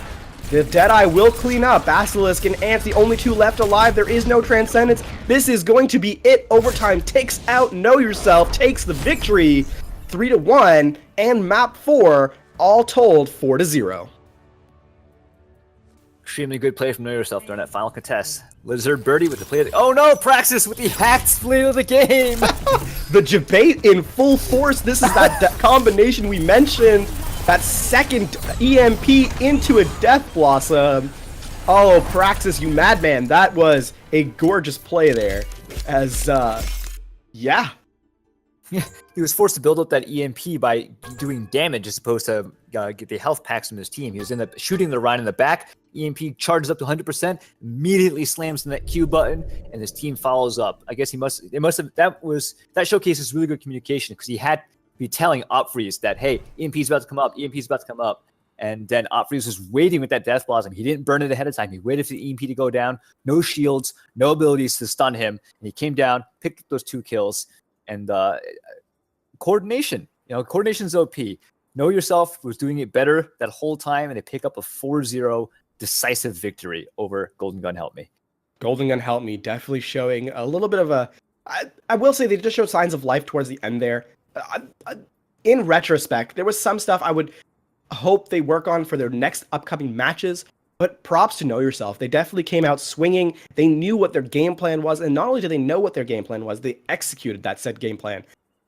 I mean, Know Yourself really showed up today and controlled the pace of the match basically the whole time. So, props to Know Yourself in this match. Definitely. Well, that is the Division 2 match for the night. Now we're going to be moving on to our Division 5 match. Do we have a delay before we go to that? Because it is now 8:30. Yeah, we're gonna take let's take a couple minutes break just to reset here and get things going on in production. We're gonna switch over to the next match. But yeah, just like you guys said, I mean, it was so crazy. Actually, so we were watching Basilisk, a lot of that, and we were talking about before the game, how much is a sub gonna affect it? And just holding onto those Graviton Surges there, the comms just were not, the coordination wasn't there. He said the Graviton Surge was up for so long, and it was just waiting for the right moment, but like the hog hooks coming through, denying backline access, which is what the Zarya wanted. Sometimes you gotta settle for an okay Grav Surge and just get back to charging your ultimate again. But yeah, any other final comments about the game before we take a break? I mean, beyond got nothing. beyond the standout performances from, in my mind, Opfreeze and Lizard Birdie, I thought that was a very impressive match to watch. There were definitely on Golden Gun Help Me side some issues that need to be worked out, whether that's because of the stand-in or just maybe some issues in terms of shot calling or communication. While there were some issues, I thought it was a, if not super close game, at least a competitive game, and I'm looking forward to what Golden Gun Help Me does in the future. Yeah, they say that you learn the most from your losses, right? Because that way you can see all the mistakes that you do make that are getting exploited. Yeah. So they're being highlighted to you. So hopefully Golden Gun Help Me will take this experience and they'll figure out exactly what they were doing that was causing things to go wrong for them. In my mind, I see they're splitting up a lot. They weren't coordinating with the ults, not really much follow-up on the Graviton Surge. So it's really all those are issues of team coordination, right? Getting the team to move together, stick together, not get split up and spread out and picked off. So hopefully that's something we'll see in the future if they get casted again. For sure, guys. Well, that's going to do it for the first match. So we'll see the final scores again. Golden Gun Help Me, unfortunately, not taking any maps, but Know Yourself clearly showing themselves being the better team here. And as you see the map scores on, winning all of Oasis, Hollywood, Volskaya, and Route 66. But we are going to go to a quick break, so we'll throw it to our highlight reel from Season 2, and we'll be back with our Division 5 matchup after that. We'll see you guys soon.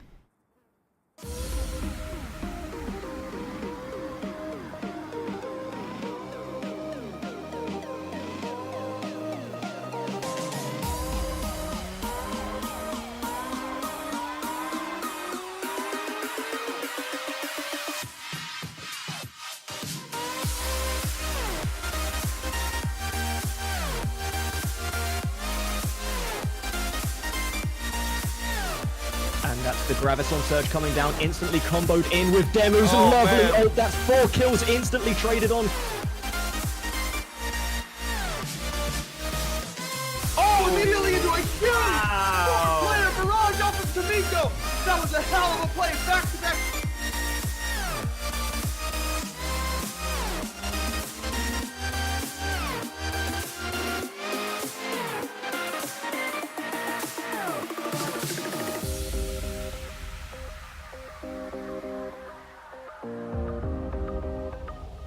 Widow now, he's doing it all. Yeah, I'm not gonna. Oh my God! That's gonna be the point A take. That is a 3rd kill on Widow. That's gonna wrap that up. Also have the ult from Mythbustman, and here a very big ult from Zerglin with the combo with Pokecraft as he throws the Tracer Bomb in, and that wipes everybody.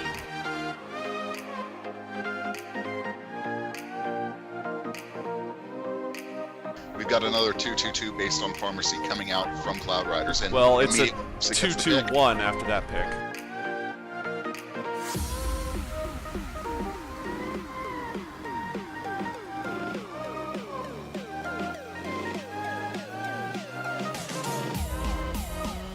This overtime, if they leave for just half a second, this is going to be game over for them. That's going to be a self-destruct coming down. However, 3 kills to finish the map. My goodness.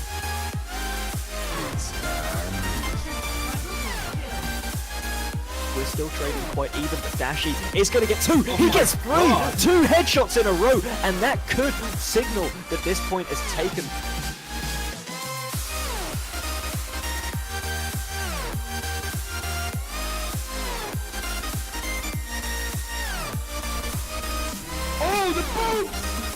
The boops are real.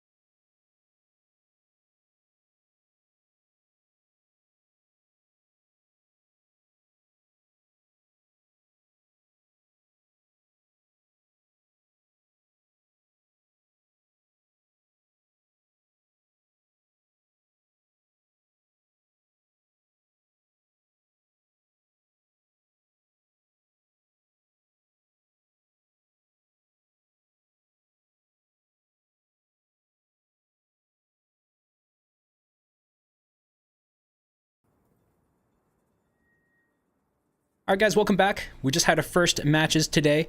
So that was from our from Division 2. That was going to be Know Yourself taking down GG Help Me. So our Golden Gun Help Me. But we're going to be moving on to our next matchup, which is going to be Zero Watch East versus Budget C9. Again, joined by Thenlar and Lafon and myself, Mushi Beef, hosting here today and running the production. So let's go right into talking about today's matches, guys. So let's go ahead and take a look at Zero Watch East. What do we know about these guys? And want to point out the 2 Mercy mains is not a typo first. I don't know if we have comments about that. I mean, coming out of Division 5, we're of course in Group C, both of these teams. Zero Watch East, of course, look at them. They have taken their win record so far is 1-0, so they did win their first week's match.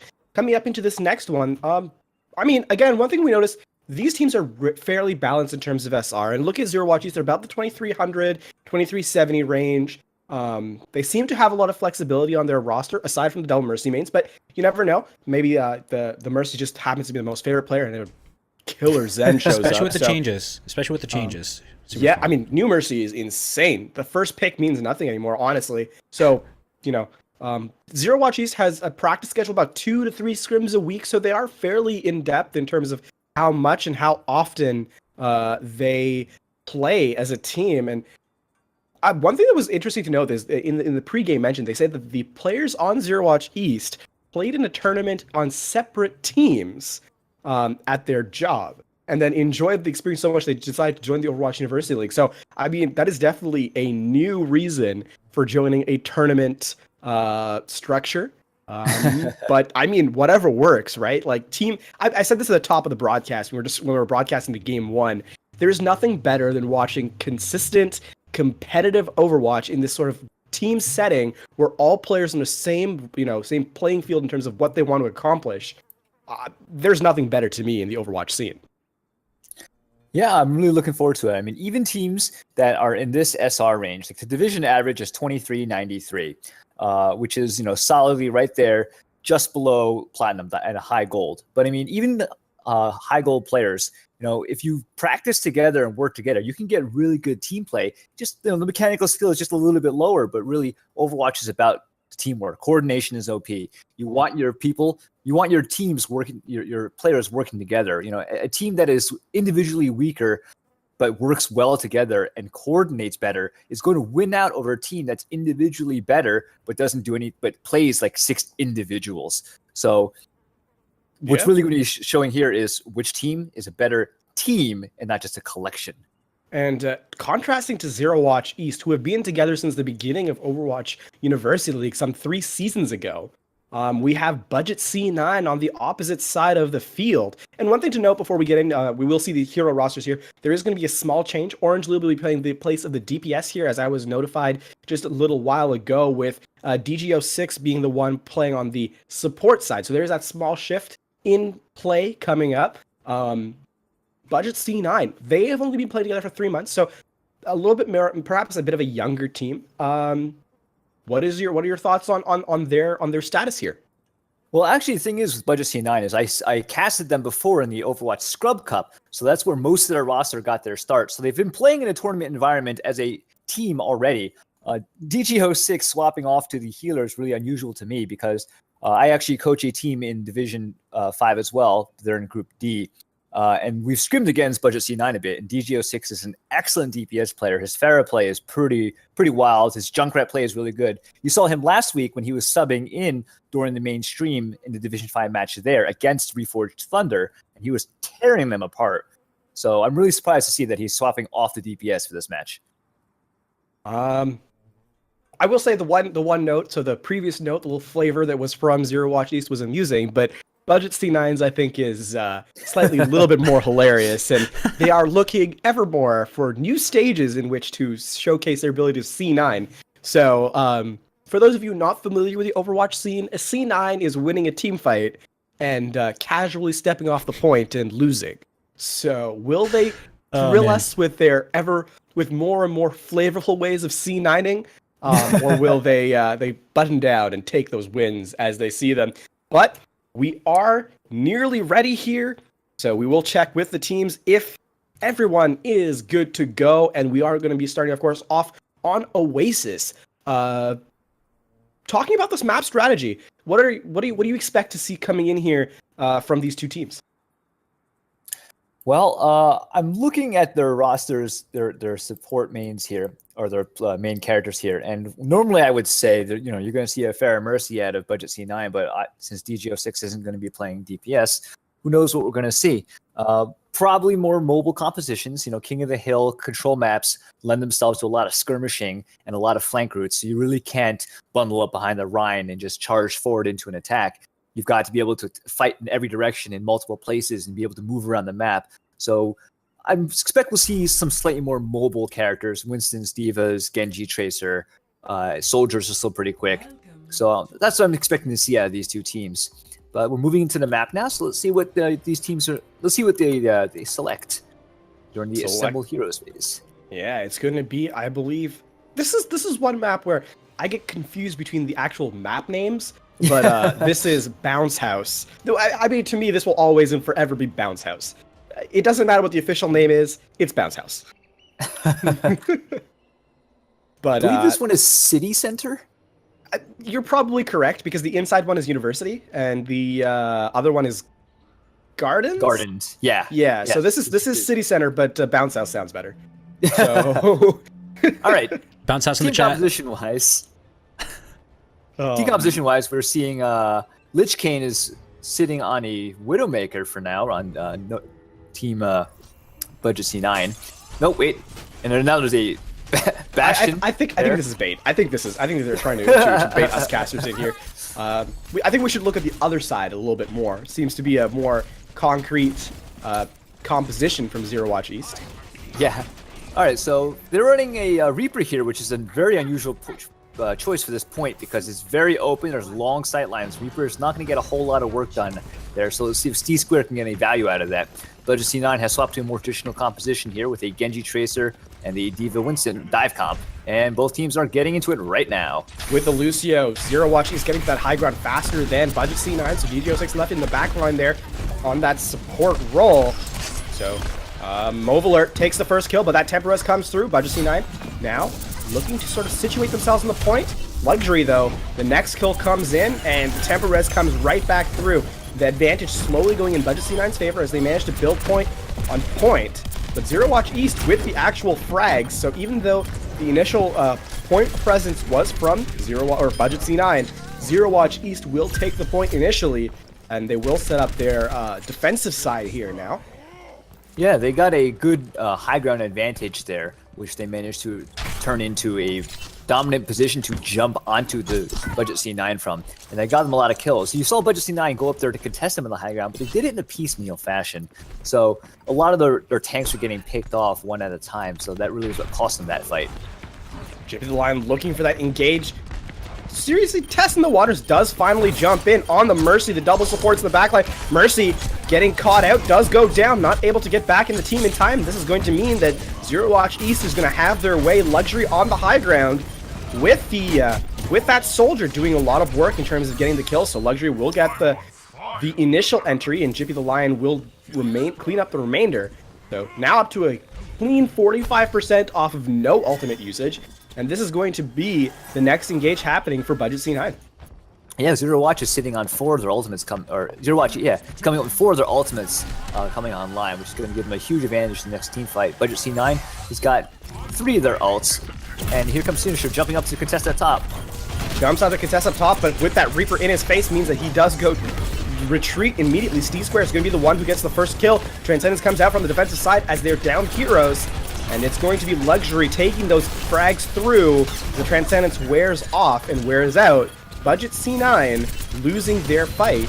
And Zero Watch East maintaining their tight grip on the control point here on point 1.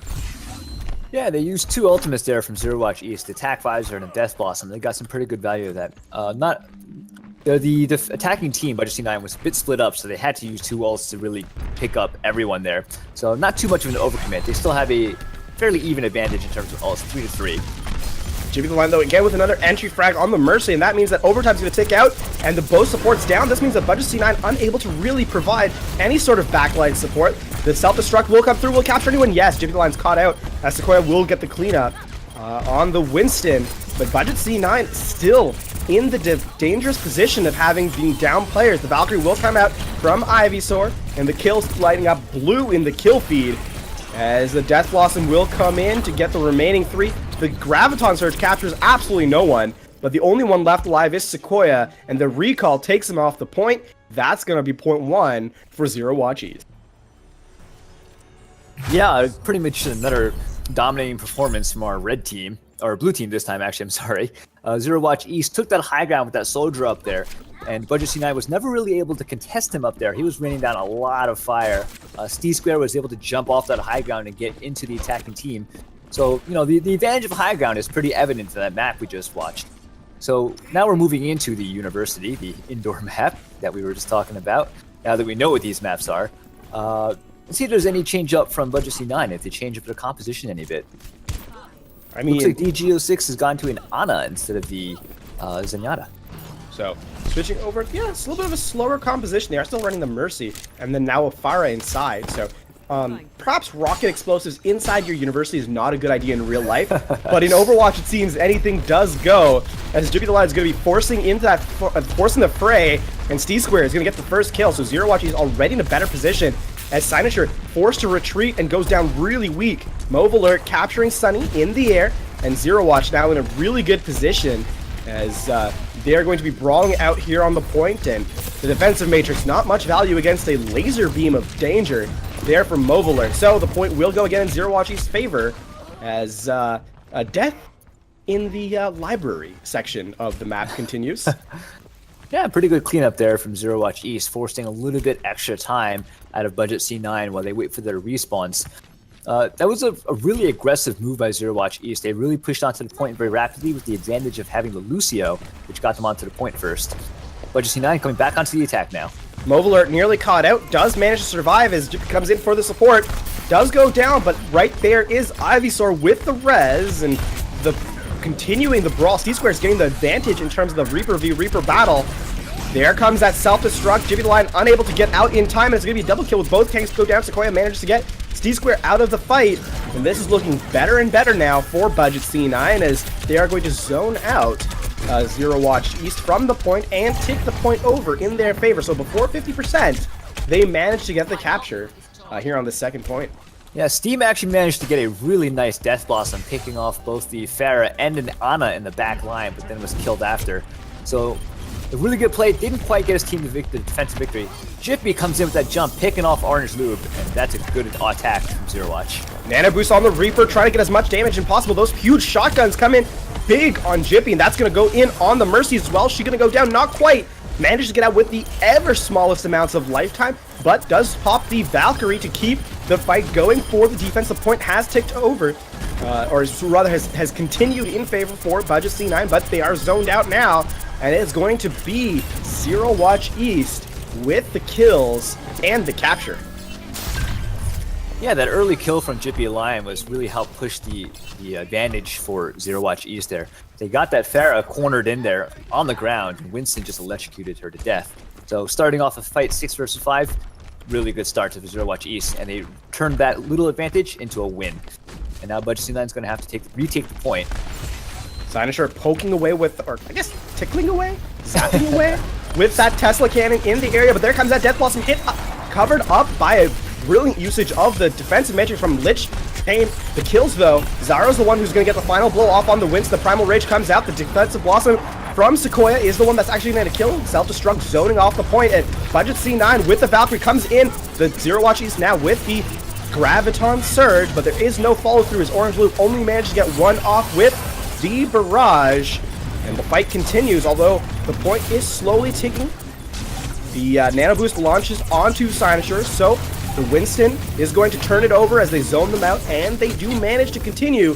94% though the point control for the side of Zero Watch East, although Budget C9 does manage to capture the point and continue this map.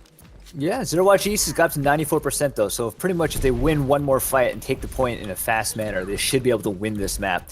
Budget C9's at 60%, so they probably have to win about 2 fights if they want to take this up. Steve Square is going on a long flank out there now, while Budget C9 holds the high ground to defend their possession. Both teams inside that point now. Yeah, inside that tiny room, they zone back in.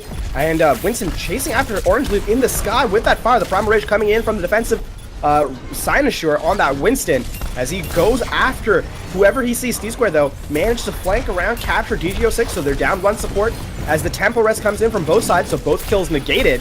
And it's going to be Zero Watch East slowly getting advantage, perhaps, but the Valkyrie will come in from the Zero Watch East as they want to continue this fight, and so does the side of Budget C9. The Death Blossom picks up 3 as it shut down another. The Revenge Death Blossom captures 2 as Orange Loop comes with a cleanup. Ivy Storm managed to bring Mobile Alert back. We are now in overtime for Budget C9. Will they be able to make this fight turn around? No, Sequoia does get killed as a Tactical Advisor pop when there's no one left alive. And it does not look, can Budget C9 even make it back to point in time? No, they cannot. It will be Zero Watch East taking first point, or first map, 2-0, with a rather exciting finish there on University. Yeah, I mean, the double Death Blossoms. So let's see which one of these it is for Steve Square. It's going to be the Bounce House City Center map with the regular shotguns. Does get the Death Blossom at the end. Doesn't need to use it, though. And then just finishes off the play. Steve Square with 12 Death Blossom kills out of 5 Death Blossoms. That's a pretty good manage. He was getting a lot of damage done. So, I would question the pick of the Reaper there in City Center. University, it's decent. It's pretty close quarters. City Center is very wide open, as I was saying. But he got a lot of value of it. He got to play the game. He helped his team out. He got a lot of kills in that back line with jumping down from that high ground. And we are getting ready to see what the next map is. Budget C9 gets to elect whether to choose the map. It is, of course, going to be a hybrid map. I thought Budget C9 really. I think on University on City Center they weren't nearly as explosive as perhaps they could be. They had a couple of engages that were a bit odd. I think that Jippy definitely had the better Winston play between the two teams, but Budget C9 really turned it around in that second point, and they really brought it to Zero Watch East in times when I thought perhaps they shouldn't be turning fights. They definitely did, they didn't deserve to turn, that they did turn instead. And I mean, it's impressive. I think Budget C9 definitely has a closer matchup here and can definitely take Zero Watch East here. Yeah, Budget C9, you could see that when they're coming in the attack, their tanks were sometimes a little bit too far ahead of the rest of their team than I would like to see. So they would take some damage ahead of time before the rest of their team was able to catch up, and that cost them in a couple of their fights. They managed to turn it around, though. They did do a lot better there in the University. They brought the percentage meter all the way up to 99%, forcing the overtime retake. So hopefully they're going to put up a pretty good fight. They've chosen Kings Row for their next map. And let's see who's going to pick the attacking. So it's going to be Budget C9 attacking and Zero Watch East defending. So colors stay the same, consistent, and predictable, which I genuinely do enjoy, actually. Yeah, that's not another confusion. With that said, we are going to be loading into Kings Row right away, as it is time for our second map in this set of 4. First map, of course, Oasis, going in favor of Zero Watch East now. Will Budget C9 have the ability to turn it around here, or will they metaphorically C9 in map score and throw it away and give Zero Watch East the 2-0 lead? We are about to find out. So this is going to be, this Kings Row is one of the most balanced maps in Overwatch design. And at one point in time, there was a tournament, I remember, where out of every match that was played, Kings Row was played literally every match. So that was the only consistent map throughout the entirety of the tournament, which was an exciting, if exhausting, day. But I mean, this is definitely one of the more balanced. A lot of possibilities in terms of meta picks or composition picks can be made here. It's close quarters, so you can run, the Reaper, the Doomfist. It's got decent high ground, so you can run snipers, or it's got open up on first point specifically. It's got open air, so you can even run Pharah. It's got close quarters, so you can run tanks like Reinhardt and Zarya. Or if you want to play, sort of that dive composition, Winston D.Va also really works. So one of the things I love about Kings Row is just how much is available in terms of compositions. And we're seeing that here. On the defensive side, take us through it, Fenlar. Yeah, JP Alliance swapped off the Winston going over to Reinhardt instead. He was doing a lot of work on Oasis when he was jumping on the back line, but it looks like Zero Watch East has elected to go with a more static type of defense with a Soldier and Reaper hanging out behind the shield. You can see them there standing behind the point in the hotel there. And Budget C9 on attack is going for mostly a dive comp, but they've got a Soldier Reaper for their DPS, which is a little more unusual to complement the Winston and Diva tanks. Yeah, so the first fight will happen here in that small choke beside the statue of Mondada, I believe it is, the Omnic monk who was so cruelly executed. But this is going to be the first engage happening around that first corner. As I mentioned, Diva taking the high ground, so Lich King looking to see if there's any avenue of attack, and instead forced out of mech by the superior DPS of Luxury. There just isn't enough heals there coming through with that Discord orb. So Sunny forced to use that Temporal Res as T-Square manages to take out Cynosure, and this is going to be the defensive advantage in terms of kills, as T-Square just jumping in the foreground, looking for more damage to be dealt, and right back to the bus is the side of Budget C9, as they really don't see any avenue of attack in this first point. Yeah, the Diva went up there by herself and then got picked off. And oh, there's a very aggressive engage by the tanks from Budget C9. Yeah, a very engaged. Cynosure does go down. Sunny, though, immediately with that res. Here comes that Tactical Visor, but the boot means that Lich King takes that Ivysaur, as it's going to be all-out brawl. And in the back line, there's T-Square with the Death Blossom, takes out the Mercy, as Luxury cleans up with the remainder of that Tac Visor, as it's just Orange Loop and Lich King, the Gremlin version of Diva, on the point. The Sound Barrier not out in time, as Luxury managed to kill G06 before the activation goes off, and Lich King forced immediately out of mech. In that regard, it is still possible for Budget C9 to turn this around, but Cynosure, without the support of his team, forced to use that Primal Rage. That Discord Orb so strong, the amount of damage that comes through, and that means that Cynosure is going to go down. Here comes that Valkyrie as the Graviton comes in and counters only 2 people. The Sound Barrier, though, from DG06 not wasted in this time, as it manages to support the remainder of the players in Orange Loop. With the big Tactical Visor gets shut down by the Death Blossom, or sorry, by the Earth Shatter, as this is going to be Zero Watch East slowing down that fight as they remove Budget C9 from the point. Yeah, you could see a couple of questionable decisions by the teams there. Cynosure diving onto the point solo by himself without his team following up. And then, but on the part of Zero Watch East, they threw the Graviton Surge and got no value of it. The team was fighting in the back, and the Graviton Surge went out with no one anywhere close to being able to follow up on it. On the high ground, Cynosure is going to trace after the Soldier. Luxury now in a position of danger, as Cynosure jumping yet again on top of him, and he's going to be supported by Lich King. And will Luxury be forced to get out and dodge? No, not quite. He's managed to survive for the moment while on the point. There's that self-destruct and the Death Blossom. The attackers force the Transcendence out. This is going to be an explosive fight as it continues.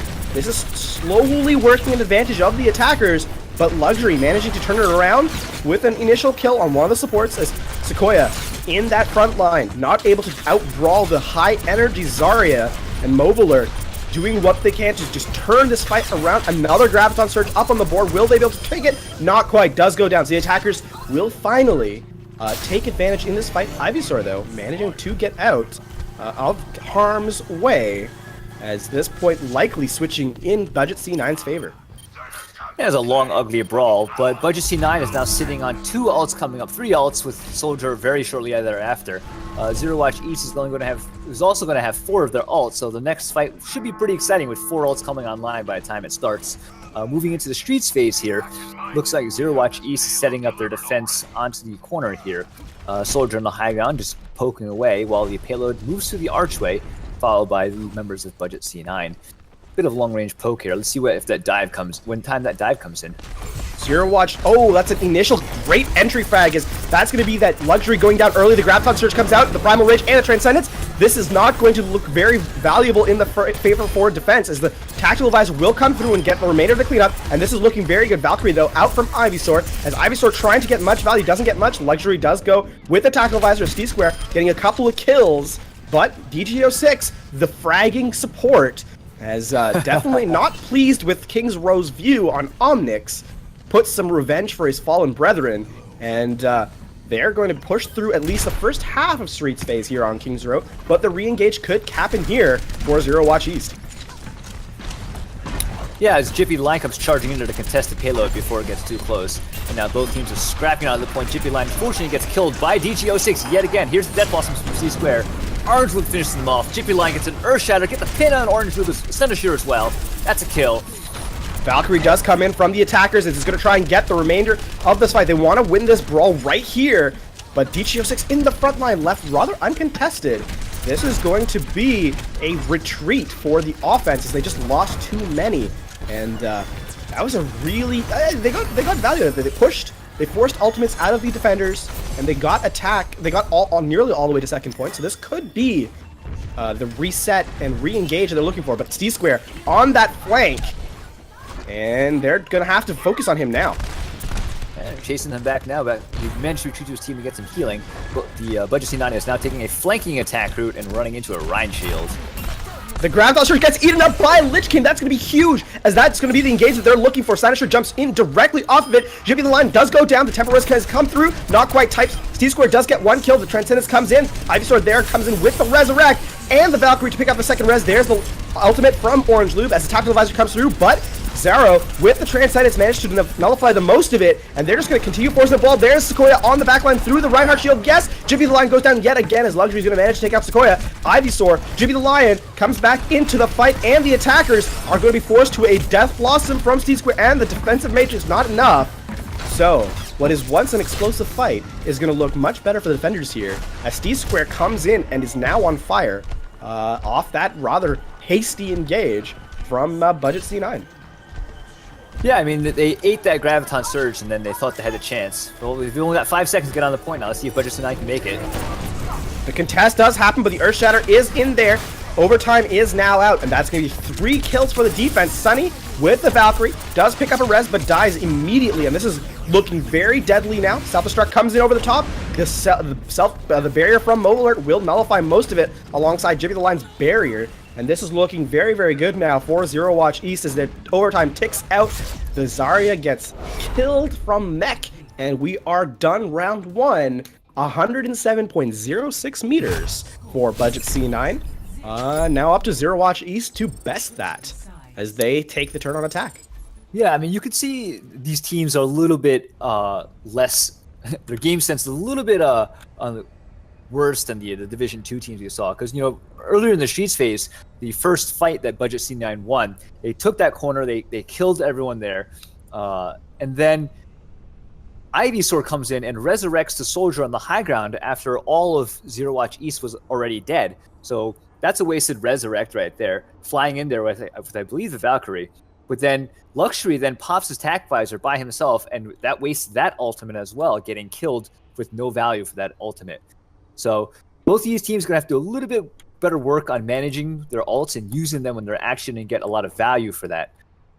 So now as we swap over, let's see what compositions these two teams are running with. Budget C9 is now defending, and here comes that Junkrat with Orange Lube and then a dive tanks on defense. This could be the spam composition they're looking for. It's at first glance, it looks kind of awkward. It looks kind of unwieldy, but Junkrat has gotten, with that buff to having 2 sticky mines, he's actually a lot more mobile than people realize. And he can jump in and out of fights pretty much at will.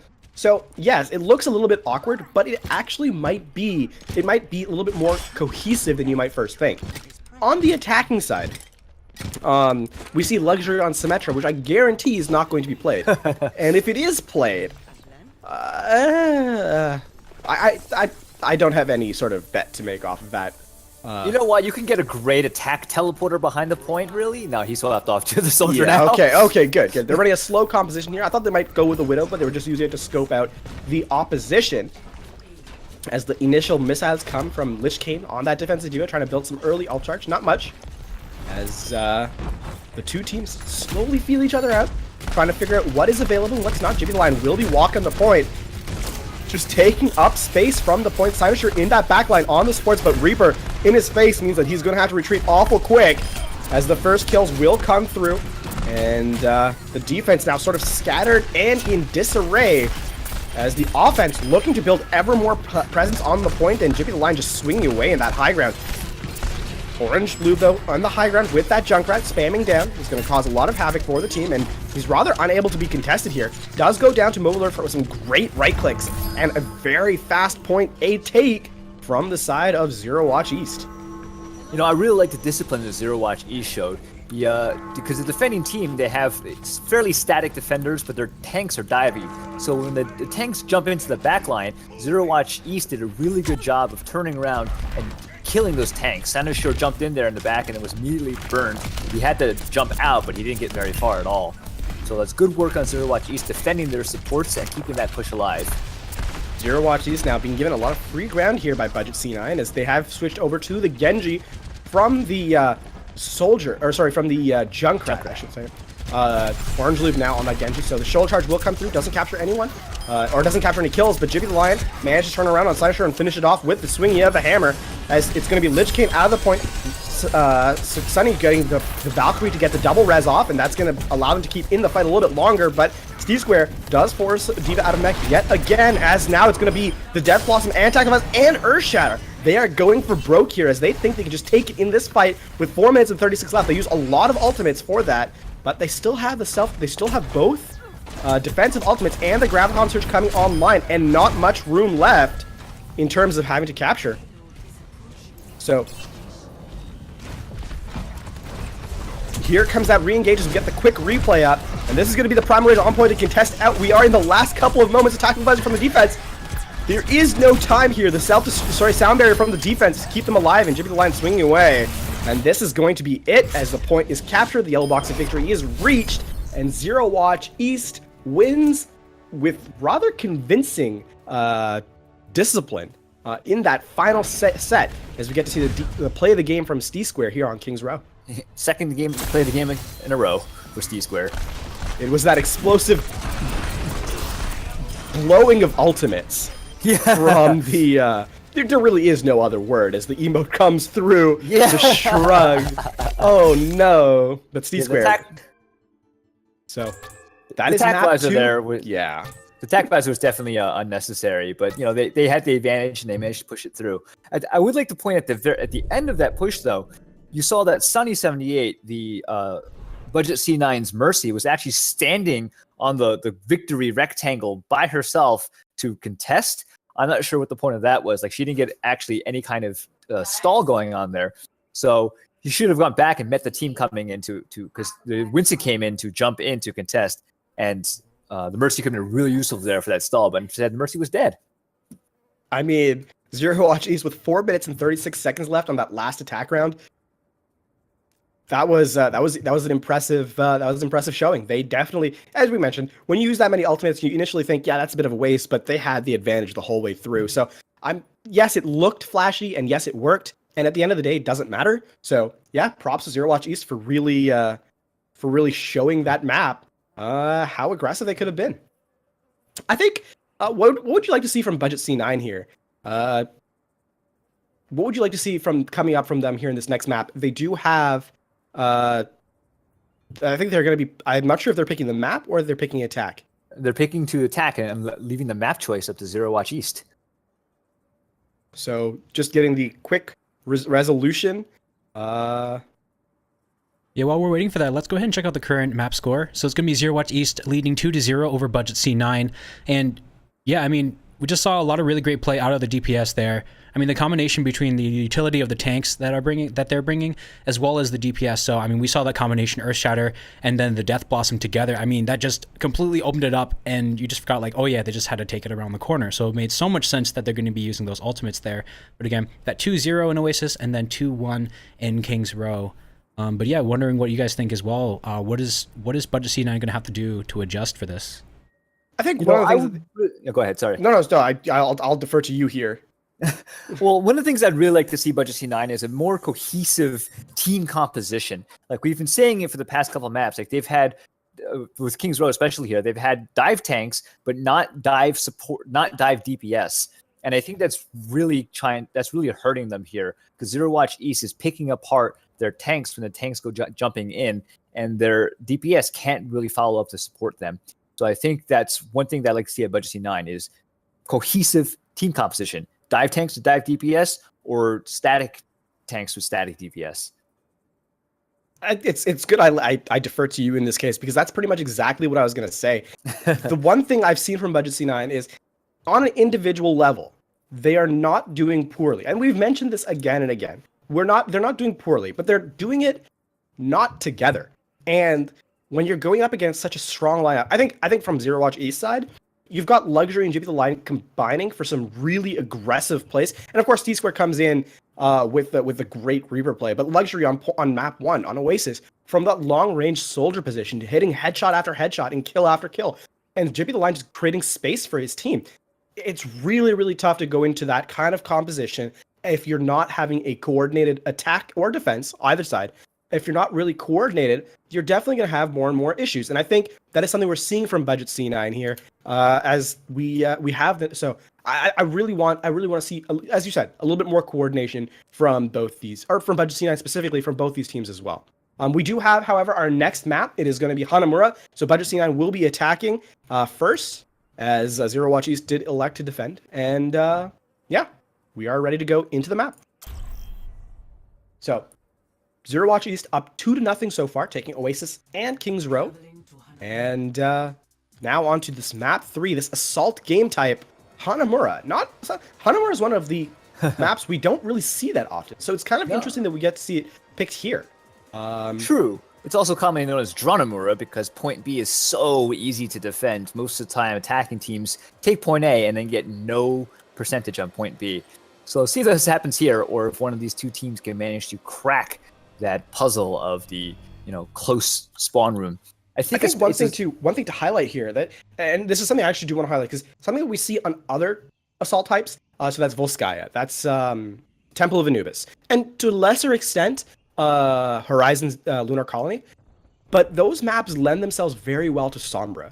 Hanamura specifically isn't that great for that for that particular hero, because the health packs on the attacking side from point 1, yes, you can sort of argue there is something there. But for the rest of the map, Sombra is really not viable. So this is one of the maps that having a true full dive composition is actually one of the better places to do it, just because of how the map is situated, the choke situation, and so on. So I'm kind of interested to see how these teams will go about using, sort of the ideal compositions in terms of attacking and defending on this map.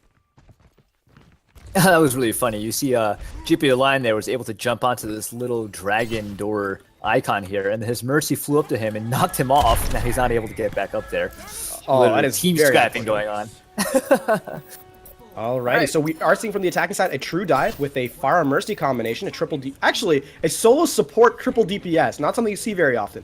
Running the solo Mercy support as they're running a Genji Pharah Tracer here on attack with D.Va and Winston. So Sinosure poking, seeing what is available, and he's going to just jump in on the Zen directly. Zaro now all by himself as they're going to turn on him as a whole, and the bubble not enough. So Sunny does go down, so there is no support from the offensive side, and this is going to mean that it's almost certainly death for the offensive push here. Sequoia not able to get out. Luxury from that high ground on top of that small house on the side, taking out everyone. This is an interesting move from the attackers. A cocky one, or a definitely interesting, I guess. What are your thoughts on the sole support? DGO6 has now swapped over back to the Zenyatta.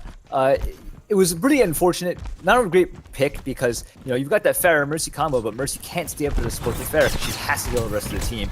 And you saw how fragile that made the team, because once she was picked off, first one dead, the rest of the team fell apart. Sinosure comes in, the entry frag is there, as Zara goes down first for the second time, but Ivysaur right there for that res. Now it means, though, that Sunny goes down yet again first, and that's going to be very unfortunate, as without that whole support, and now without any support whatsoever, the attackers are going to be very, very dangerous. Zaro does go down, Pulse Bomb whiffs as it hits the side of the barrier, as Lich King now forced out of mech, and Steve Square is going to do the remainder of the cleanup. So the attackers not going to get any value out of that push, not even a tick, as Sequoia unable to escape Jippy the Lion's wrath, or jump pack instead. Yeah, it looks like DGO6 has swapped off the Zenyatta, is now on a Reaper, so they're going back to that single support. Zero Watch East is sitting on 4 of their 5 ultimates, and Mauve Alert is very close to that Graviton Surge with one fight. So this can be pretty difficult running into the teeth of all the ultimates. They're gonna just entry into this. DGO6 looking to find an entry there. Jippy the Lion, though, finds Sunny 7. Sunny 78, that's gonna mean yet another support goes down first, and that means that it's going to be the defense with the advantage. Orange Blue does get 2. They're building the frags through here, and even though that I say that they may not have advantage, it looks like their res coming with the Valkyrie. Ivysaur managed to pick up 1, but takes out immediately right away, and it's actually going to be a clean team kill here, or a full team kill, not clean, a full team kill here for the attackers, as that is an awkward win, but a win nonetheless here on point 1. So, getting ready for that replay, the Genji ultimate, I should say. Yeah, Orange Blue came in there with that sword and took out a support right off the bat, so that really hurt Zero Watch East, because Zaro was the one that had the Transcendence, which countered that blade, and now here comes Budget C9 diving right onto the point very aggressively. I think though definitely here in the backline, T-Square managed to get Sunny 78 down yet again, so that means that there's no healing whatsoever, as it's going to be the Tactical Visor and the Death Blossom used. Not much more to be said about that. They use 2 ultimates and they lose a healer to the attackers, or not a, but the healer, and that means that the attack has no more sustain and they just go down. So if I'm the defense here and I see they only got solo support, I say we just chase the Mercy down, and there's not really much the offense can do. Yeah, I mean, that's really been the game plan so far. Zero Watch East has killed Sunny 78 first in every single fight they have the opportunity. So obviously that is their game plan, and it seems to be working out reasonably well for them, not counting the point A loss. As D.Va now on the high ground forces Luxury out. No, the defense comes back into support, and Jippy the Lion's going to get the advantage in that, as it's going to be a continuous brawl. The Death Blossom on high picks off 3, and that's going to be a great initial entry for the defense. The Transcendence not there. Cynosure does get the res out. The Transcendence comes out on point just to stall out the remainder. This is going to bring the players back in, as T-Square on the point, supported by that Transcendence, gets off 2 kills himself, as the Valkyrie will come through to bring up the res, as now they've got not much more. Orange Loop out with the Death Blossom, gets 1, no res available, as they do continue the fight, as the brawl continues. This is a very, very important fight. The Graviton Surge only captures 1, Cynosure the only one caught in it, and the kills are still coming in from the offensive side. As they slowly work through, Jippy the Lion does not get killed by that Pulse Bomb as it gets stuck on the barrier. But, again, the defense is getting the majority of the deaths here, so there will be 2 ticks taken, and can the offense, or so can the defense get back in time? No. Round 1 complete, 3 minutes 13 left. Budget C9 taking that 1 support strategy and making it work. Yeah, I mean, the advantage, So you can see the advantage of the triple DPS setup here is you get a lot of kill power, and here you can see DGO6 take advantage of Reaper and getting that triple kill. You know, with 3 DPS players and 2 tanks, if you can get in there and get those really fast kills very aggressively, you'll win the day. Like, and that's pretty much, I actually agree with that strategy to an extent here in point B, because to win point B in a 2 CP map, right, you've got to be able to kill the enemy team fast enough so they can't stall out. So with 3 DPS and 2 tanks, you have a lot more killing power, so you can kill the enemy respawns as fast as they come out, and it gives you the chance to take the point without them stalling it out for you. So it worked out pretty well for Budget C9 after the first aborted attack. The second one went a lot better, and they got a pretty good time for Draw Nomura here. So let's see how Zero Watch East is able to respond. one thing to know from Zero Watch East is the 2 fights they lost because they didn't focus Mercy first. When Sunny was free to have Rain, they took point A, and when the same could be said for point B. When the Mercy wasn't attacked, the fight went very much in Budget C9's favor. So I mean, the point here is that if you're Zero Watch East, you need to put a lot more resources into killing the solo support. There is no reason not to, as it gets you so much value. But I think here on the defense, running basically an identical team composition for what took them to point 2 on attack, or point B on attack, and we'll see how it works here on defense. Yeah, sticking with that solo healer on defense is a little bit more questionable, I think. You know, it was also the fact that they managed to pick off supports pretty quickly with the aggressive assaults that Budget C9 was able to take point A, especially. And here comes Zero Watch East. They're running a hybrid attack comp as well, just like Budget C9 did on King's Row, with that Reaper Soldier going with the dive tanks. And Jippy just looking to see if there's something, anything for to dive in on, and they're gonna go all through the high ground into a giant brawl, a huge mess. And it's gonna be Sequoia chasing down with the assist of Lich King, Jippy the Lion.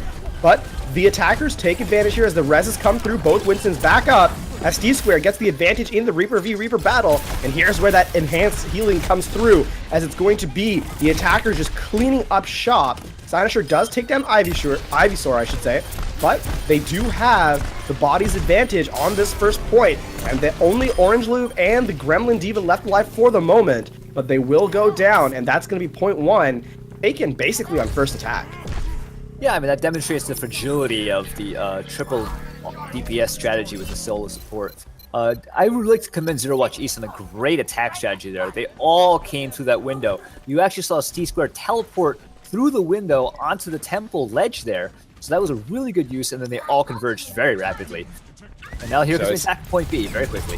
Zero Watch East taking the initial high ground support or high ground position. There is now a Junkrat on the defensive end as they are going to start brawling on this point, and it's looking very dangerous here as the defenders lose an initial mech.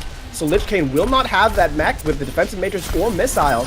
And now the Death Blossom, it's huge! It picks up 3, it picks up 4, and then 2 more kills additionally. That's a full team kill for the side. The self-destruct to zone out any possible spotters, and that is a lightning quick round for the side of Zero Watch East. They just destroy the composition of Budget C9. Yeah, you know, So here's a replay of that huge Death Blossom. He gets a one-shot gun kill beforehand, gets a triple shot, the triple kill, followed by another one, and then the 4th one dies. So it's almost like C-Square saying to DGO6, whatever I can do, or whatever you can do, I can do double as well. That was a very impressive 6K from the side of the Zero Watchies. They really they went in there and they brawled it out, and then not only did they brawl it out, they ended the fight pretty much immediately. I quote a little Broadway. Whatever you can do, I can do better.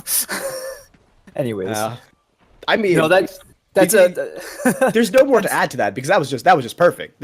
You know, it's like I honestly have no words as to how good that was. So. And, you know, that demonstrates the fragility of the triple DPS once again. You know, you can get a lot of kills, but once you can't sustain very much damage. And Zero Watch East did a really good job of jumping in there and getting kills. And once kills start rolling in, it just snowballs very rapidly because they can't heal the damage they're taking fast enough.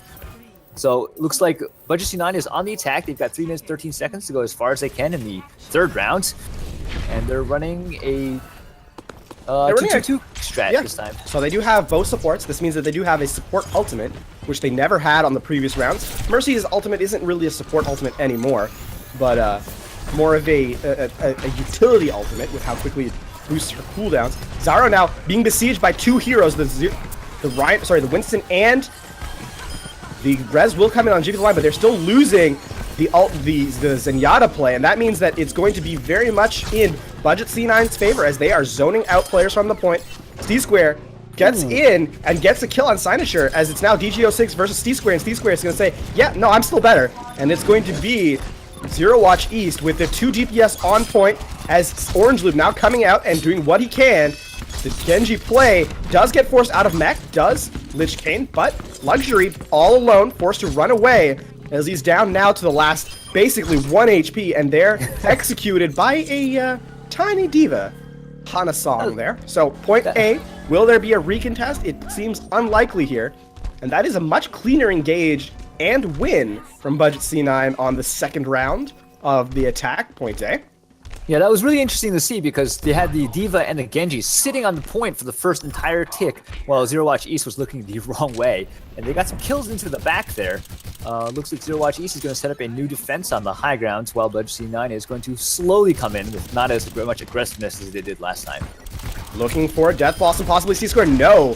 That support from the combined of the team means that C-Square is going to go down, and they're going to go in the backline. DGO6 forced to turn around was Jippy, and that means that he's going to see the back of the shotguns of DGO6 as he comes in with the Death Blossom to clean up the remainder. as the self-destruct on point, just zoning them out. Luxury takes out one, but the Dragon Blade's going to clean up. That's 2 ticks now, and this is going to be a continued brawl as Sunny in the backline trying to keep him alive. Steve Square does get stopped, booped away by the Winston, and so that means that even when the defensive matrix runs out, no kills come through. The brawl continues on point as we are now 2 ticks as mentioned, 1 minute 20 left. Tactical Visor from the high ground means that Luxury is going to try and zone out. Sunny unable to take full advantage of that Valkyrie. And now the defense finally getting the kills in to reset the fight. But that was a very clean, or I should say a very decent attempt by Budget C9. As that is huge. That's actually pretty good for an assault map attack. Yeah, that was really good. I mean, they got 71.2%. That's a very good number for a Budget C9. Unfortunately, now they're sitting on just the Transcendence, while Zero Watch East has got Trance, plus a Graviton Surge coming up, plus a Primal Rage. The Valkyrie mode is ready, so this is going to be a pretty tough fight for Budget C9 here. They're going to have to walk into a bunch of ultimates. Trying to leap onto Ivysaur, the Mercy play, but Luxury is going to force D.Va out of mech, and that's going to almost certainly force the retreat, but no. Cynosure jumping in, sees Ivysaur, senses the kill. Ivysaur does get out, and that means that Cynosure is the one instead who goes down. This is probably the cue for a Budget C9 to disengage, as they've got perhaps 1 fight left, not much else. 20 seconds left, 25 seconds left, and rather than disengaging, they're going to keep this attack going, but Orange Loop caught out and killed, and Lich King follows not much longer after. This is the last 15 seconds left, so they're going to have to force a contest at some point, or just secede and leave it at 71%. Sequoia does have Transcendence, so they will have to trance and touch here, but Sequoia does go down. That means that it was almost the it for Budget C9. Cynosure does get back in time. Transcendence comes out, but this is like Graviton Search comes out to capture the remainder of the players. All 4 left alive captured in it, and overtime Luxury with the Tactical Visor from the high ground means that that's going to spell the end for Budget C9 as overtime ticks out. Respectable 71.2% on point 4 for their second attack for Budget C9. Yeah, I mean, they had the last attack there didn't go very well, and they didn't disengage at all, but getting that 71.2% could prove to be huge for this map, because I mean, like I said before, it's difficult to get any percentage past 33 on that point B, so that initial attack may be what pushes them to the victory in Hanamura, which they really desperately need in this series. So let's see what Zero Watch East can do. I mean, they've got an additional 3 minutes over what Budget C9 was working with. They've got a 6 minutes and 12 seconds to get further than that 71% on point B. So let's see what Zero Watch East can pull out. Jippy the Lion is staying on that Winston, which he's been doing such great work on this entire time. But Mauve Alert on that, staying on the Zarya, whereas Budget C9 is going to be running a completely cancerous comp here. You've got a Tor, you've got a Symmetra, you've got the Bastion, Orisa to guard the turrets, and then 2 supports to heal up those the Bastion and the 2 the turret defenders there. Interestingly, this composition was used, just a small aside, in Overwatch Contenders by none other than the Renegades, where they ran this unconventional composition, shall we say. With the Renegades haven't won any matches, so I don't know if it's really a good... Yeah, I didn't want to add that part, because who knows how this is going to turn out, but it's definitely an interesting play here. The Torp on the high ground, here comes out Engage, as we see a dive composition with a Zarya, as Jippy the Lion looks and waits, and they're just going to give up point presence. Here are the side of Budget C9. Jippy the Lion doesn't see much else in terms of except his own blood spilling from his body, and that's going to be DGO6 uncontested with a Symmetra in the front line, and that's looking very, very good now. Orange Loop picks up another kill. Oh boy, the turret may go down, but in exchange, the entirety of Zero Watch East does. So they take a minute off that 6.5 minute timer from Zero Watch East bank, and the teleporter is up. So they do have quite a bit to work with here. The Molten Core, they've got the Supercharger coming through, and we see a composition change coming in from Zero Watch East. They switch off the Winston to the Reinhardt to provide a little more frontline presence. As the turret does go down. They're going to have to work really hard to take out this Bastion. The Protective President strat is real strong here. The Cancer from Budget C9. Looks Orange like Loop does get... It's going to take flanking routes to attack. Orange Watch, the teleporter is under attack now and does go down, so they won't have that defensive ability. But the Torbjorn on the point with the supercharger. Oh, but the kills come in from the defense. Here comes Formation Tank to get 1 kill. Can it get another? Can it absolutely do any more? It does get 1 more. Sequoia finishes off. Ivysaur does get a res, but it's not going to matter as Ivysaur will go down. Jupiter swinging away at that turret. Doesn't get much from it. And now another minute and 10 seconds burnt off from that previous fight. This is looking a little bit better now for Budget C9. You know, a funny thing happened there, actually. After Steewatch took out the teleporter in the side building to the left of the point, he went up after Sequoia, who's the Ana in that high ground healing. Sequoia put him to sleep and then killed him, which took out a huge DPS for Steelwatch East.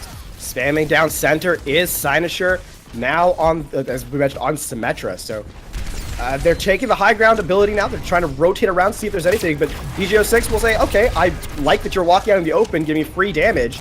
And this is going to be Molten Core was used before anyone showed up, as it's still running, but there was no impressing for it.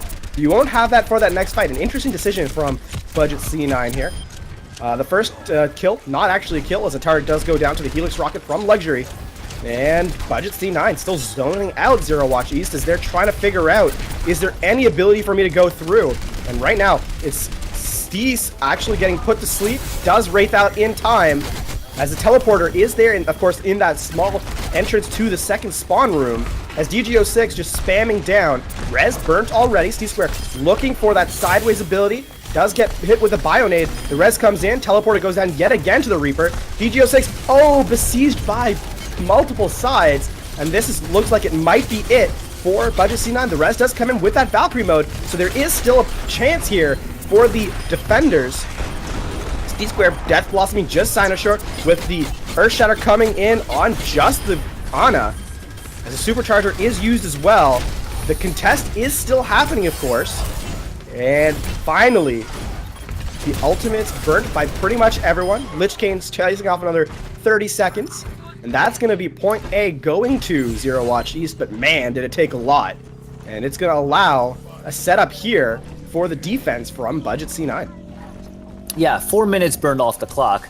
They only get 30 more seconds after the capture of point A, so they've got 2 minutes and 30 seconds, which is roughly about what Budget C9 was working with. So really good job at Budget C9 evening up the time banks here. So they're still running that Bastion. And Torbjorn. There is a bit of a comp change as they switch off the Diva, or say the Orisa and Symmetra for Ryan and Hog. And again, they're setting up in that corner and they're saying, come to us, Zero Watch East, and Zero Watch East seems to be acquiescing. There comes Formation Tank into a tiny corridor. Will it get any kills? No. Mobile Alert does manage to get the kill off in time, so that means the Reaper on point gets another kill here. Mobile Orange Loop trying to get that the Molten Core up with the level 2 turret, but with just the nano boost, they managed to survive. Lich Kane swinging away. Here comes the Tactical Visor from on high. The Death Blossom doesn't get much value, though the Tactical Visor does get 1. The Molten Core in the background, forcing them off. Just trying to fight. The Earth Shatter picks up 2. That's going to be huge for them. Steve Square swinging away or shooting away at that target. That's pretty much team wipe. They are switching now to Tracer to try and stall out. They have a minute 30 left and 3/4 of the point to capture. DGO6 will go down. The Graviton Surge to keep him off the point. There comes the res in on DGO6, and the Graviton Surge isn't going to get any value, although the kills now coming in slowly. Orange Lube now in the May trying to stall out, and it's going to be just Sequoia as Orange Lube is forced off. Now ever closer to that point. They need someone to touch. They cannot. And that's going to be Zero Watch East taking map 3 on a score of 4-3. I mean, that was a really, really fun match to watch, although we had to see that 6K from Steve Square. Yet another play of the game. Oh, just comes in with the shotguns, demolishing. Oh, man. Sextuple kill. And the emote right after. Oh. I mean, what more can you say to that, man? And on top of that, 63% elimination participation, that's impressive. Yeah, D-Square is really doing a lot of DPS work here. So that's good. You know, the combination between him and Jippy, the tank DPS play from Zero Watch East has been excellent. They actually did a great job in that last attack where they picked off Sunny 78 at the beginning of the fight, and then as soon as Luxury saw Sunny 78 in the air, he turned on Tac Visor and took the Mercy out a second time during the stall. So that really crippled Budget C9's ability to stall out effectively, since the Mercy was getting killed so frequently. Zero Watch East doing a great job of targeting enemy supports. I mean, Budget C9 though, gotta give them credit. They started off that second round of defense with a 6-minute and 30-second deficit. Like, they had to hold for that long. And at the end, it took them, I think they were down to the last minute or so on that fourth point. So they definitely gave the Zero Watch East a run for their money. I think that was probably the closest match we've seen so far. And yeah, I mean, Steve Square, a 6K. When you see that and you just cap that point on first push, that's really, what more can you say? The play speaks for itself, I think.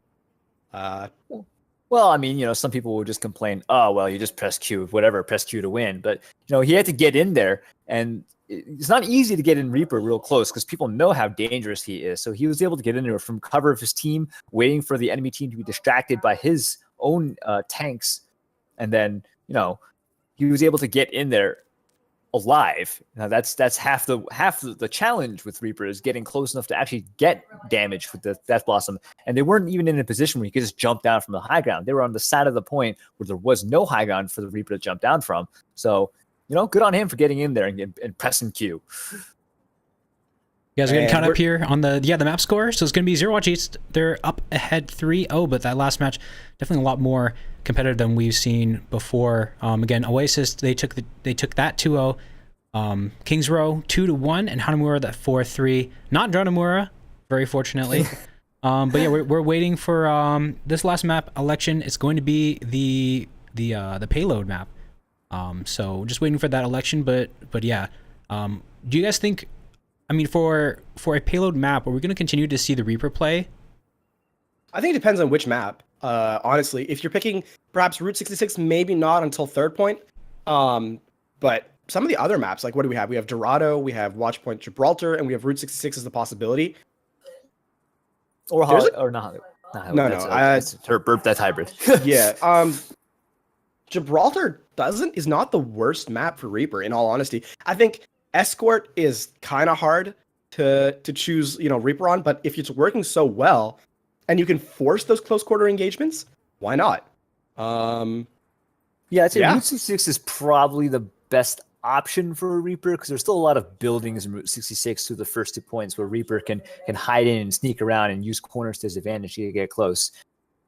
But looks like the pick is going to be Dorado.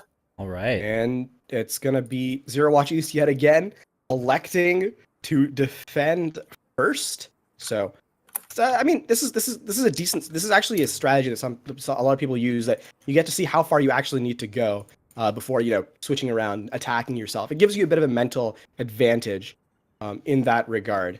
But we do have our next map, as mentioned, Dorado. This is perhaps one of the more high ground favored maps, where Pharah is actually a decent choice. The problem with Pharah, especially in the first point, is not a lot of vertical cover, and there's a good amount of high ground for a soldier or a widow to stand on it and pick Pharahs out of the sky, especially when she makes it through the choke point into that open courtyard. Pharah has no cover whatsoever. So a lot of times you'll see the Pharah have to hang back and do some long-range shots, unless they're going for that cheeky flank over the wall into the back, which I've seen it happen a couple times. I wonder if someone's going to pull it off in this match. And we get the ready from both teams. So away we go into Dorado. The last match here in week 2 of season 3 of the Overwatch University League. Of course, as mentioned, between Zero Watch East and Budget C9. I will say, Dorado is another one of those maps where first point you can get stalled out on in certain places fairly easily. Like, those choke points are kind of hard to break, and then has a really easy street phase, and then gets really hard at the end as well, of the second point and the third point. So there's a lot of places to get stalled out here. And I wonder, with Budget C9 attacking first and enjoying to run that sort of dive composition that they've done so far, if they'll be able to keep the snowball going. or if they'll get stalled out like they did in previous iterations of their play. I think if I'm Zero Watch East here, I want to stall out the fight as long as possible to get to one of those choke points where it's really hard to come back from, and sort of like extend those fights until you can win them. Do you think that Zero Watch East will do that, or will they come at it with a different approach? Well, it looks like, I think, judging from their team composition, they're going to go with a fairly standard stalling or choke point defenses here, especially with this first point. That archway is a really hard choke to bust through, and you've got that Reinhardt, you've got and Steve Square on the Reaper. Reaper's going to do a lot of work in those hard chokes with those little hallways surrounding it. So it's going to be really tough for Budget C9 to break through that. So we'll have to see what kind of composition they run. DGO6 was sitting on the Pharah before, but has gone over to the Bastion. So I'm wondering if we're going to see another Protect the President play in this matchup. I mean, it seems that that's the escort way of life. You set up on payload and you never leave. And at least at the start, they're not switching. So it looks like they are going to be running that. They're going to run the harass in Genji and then protect the President the remainder. They don't have a lot of shields, though. So that could be an issue here as they just burn through that Reinhardt shield. But DGO6 sitting on cart, Lich King going to shield as much damage incoming as possible. That shield, though, going down awfully low. And they are just going to roll through that first area. It's D-Square looking to see if there's something to walk in on. Jumps in on the Reaper and gets the fight win there as he wraiths out almost immediately. The hook misses from Cynosure, and C-Square just brawling away in close quarters, getting all that damage on those meaty targets. So that's really good turn there from Zero Watch East. On the high ground, though, you see DGO6 here is swapped off the Bastion going to the Junkrat to spam the choke point with grenades. So that's actually a really good decision by DGO6 there. It'll actually force the Reaper to be very careful. And with a great sticky mine, forces the res out there. Going to take down 2, so only 1 gets revived. And that's going to be Jippy the Lion gets purpled, shoulder charged in, and the fight slowly inching forward in in Zero Watch's favor. But that's only because of great play at the end there by Steve Square in that close quarters. Steve Square again in the backline just finds Lich King and ends his existence. The Nano Boost comes out on the Junkrat, but does go down pretty much immediately to Tactical Visor from Luxury. And this is going to be a stabilize here from the defensive side as Luxury just cleans up the remainder of the kills with that Tac Visor. And Zero Watch East slowly but surely reining back in the sort of push that the Budget C9 was putting in. Definitely, and Orange Loop is called out a little bit far away from his team, and now they're going to have to wait for him to respawn. DGO6 has already built to 90% of his ult charge in a single fight, though, so you can see that Junkrat is doing a lot of work in this tight little choke point. Budget C9 is going to engage anyways without waiting for that Genji to come back, so here he's finally getting back, and that tire is coming out. The Riptire comes in. Is it going to find anyone? Searching around, no. A great turn from Zaro. Mancy saves his own life. And in the meantime, though, the cart has been pushed forward. The Graviton is going to capture 2. He's going to capture 3 as the Mercy flies back into it. And all for a great fire strike from Jippy the Lion. Oh, that is a bad Earth Shatter. Unfortunately, I am not going to call it anything but that, as everyone on the team had died, and there was 0 follow-up, even if like 4 or 5 had been knocked down. So yeah, that's unfortunate timing from Lich King there, but Lich King is the substitute here for Budget C9, so I guess that's probably why that might have seen that. DGO6 has swapped off the junk, going on to the Pharah now, and is taking off some hits from Zaro, who's doing pretty good work with that Zenyatta. Oh, but Luxury, though, turns around and with the consistent soldier play we've seen from him all day, gets the kill. So, this is going to be continued fight. We are now down to the last minute of play, and Lich King caught out yet again, and Cynosure goes down. And that means that this push just really isn't going anywhere. As Orange Loop all by himself again uses the Dragon Blade and then does not get the refund as he dies after the dash. Oh, that is very unfortunate. And the flank play just did not work there for Budget C9. Yeah, that was a very disjointed attack. 5 people went forward ahead of time to attack. People started dying in slow numbers, and then the survivors pursued the attack. Oh, here's a Tac Visor coming in from Luxury once more. Luxury takes down Orange Loop, who tried to get up in his face to deflect. Yeah, that's not going to work, sir. Lich King, again, very low, supported by the Mercy, as the Mercy comes in from the defensive side to get the res off on Steve Square. Ivysaur doing the work. Cynosure not able to escape with his life. There comes the Valkyrie from the defense and the offense, as we see a brilliant blast of resurrections from the Mercies in exchange. There's a much better shoulder charge and Urged under combination from Jimmy the Line. He will go down, perhaps? No. He manages to outlast? Not quite. Does manage to outlast temporarily the effect of the Bionade, but res immediately after that death. Overtime in effect. The kills come through. Shinosure nano boosted, but unable to touch the cart. And that is going to be round 1 complete. A full hold on point 1 for Zero Watch East. Yeah, you saw DGO swapping heroes almost after every fight. After he used that Riptire and they lost that fight, he changed over to the Pharah. Pharah got picked out of the sky, came back with the flank route, but too late. And, he jumped in after most of his team was already dead. Orange Dude pulled the sword out and was killed. Pharah and Mercy came over the wall, followed by C-Square right behind them. C-Square did a great job of killing Sunny78 on that flank, followed by DGO6's Pharah. And then DGO6 switched again to the Doomfist for that desperation push there, but that didn't go anywhere either. So now, Zero Watch East is in a great position. All they have to do is push that cart to that victory rectangle in the courtyard, and they'll have a 4-0 win on this matchup. This is going to be a perhaps, again, even though it was a final, the cart was finally held with a choke, do mention that the yellow box of victory is actually at the water fountain. So there is still a lot of room for Budget C9 to hold on here. They can definitely do some form. They can definitely mount a reasonable defense here to at least try and take one map win here off of Zero Watch East. They are running a very unconventional, yet again. This is a word I'm going to use for Budget C9's defense, at least throughout the duration of this broadcast, I should say, as they're running a Junkrat, a Symmetra, and a Bastion. Junkrat is actually really good on this map due to the excessive amount of chokes that are available, where you can just spam, especially here on first point. But yet again, running a solo healer, and a solo tank too this time. You're gonna see that, I mean, these teams are in the gold range. So, in gold and below, you tend to see more bastions because it's harder to counter. You need a lot more coordination to really kill a bastion that's being protected by a Rhine and supported by a Mercy. So, the interesting enough, though, Orange Loop is the one running the Reinhardt, while Lich Kane is on the Bastion. Sinisture is on the Symmetra, so your two tank players are actually on a watching those C-Square, he's going to go on a flanking mission, and he takes out Sunny78 with absolute precision. The teleport into a kill off a 2-shot. He's going to die, but Luxury is going to get the remainder of the cleanup. There's the res into C-Square. They're just going to swing away, as this means that Symmetra's turrets meant nothing, as Sequoia, the only one left alive, that Genji, but he's going to be discorded. He's going to go down. Budget C9 has nothing left to work with, and they're just going to destroy the defense. For Budget C9. Oh. That mission by Steve Square going after Sunny78, like, that is just crisp.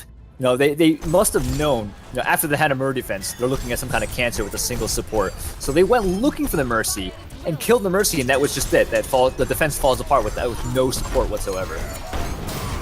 An unreal play there by Zero Watch East in its entirety, and with that, the break in Steve Square's Reign of Terror in the play of the game page. But the full 10 card from Move Alert there. So, Zero Watch East with a crisp 4-0 over Budget C9. I will call C9 out on this. One part of praise and one part of not so much praise. The first praise, they managed to play their compositions, and they managed to play it really well. I mean, on Hanamura defense, you go in full-mindedly committed to doing absolute nonsense on defense. Bastion, Torbjorn, Symmetra, Orisa, Ana, and you make it work, right? You do, and a Bastion, of course. You make it work.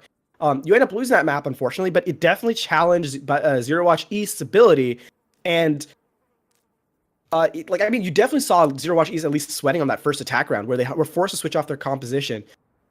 Then you see them on, I think some of the things on attack they can definitely clean up a little bit. Onto the slightly negative, team composition and coordination on attack. Solo support is really tough to work. It's really, really tough to work, and we saw why.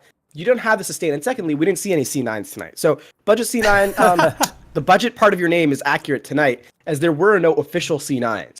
And I was looking forward to at least one, but I didn't catch any, so there is that.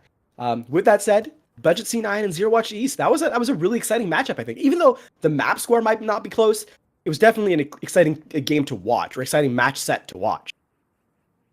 Yeah, there were Speaking some of- good plays and Yeah, go interesting ahead. compositions. Sorry, go ahead, Mushu.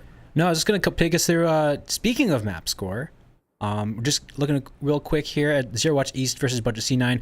Zero Watch East again taking 4 wins over Budget C9's unfortunate 0 wins, but like LaFon said, a lot closer than that map score says, especially on the Hanamura. But that Dorado one, actually, it's basically like blinked and then it was over, right? Like the Reaper, the recon mission definitely was worth, and wish I got that on the Observer, but so it goes next time.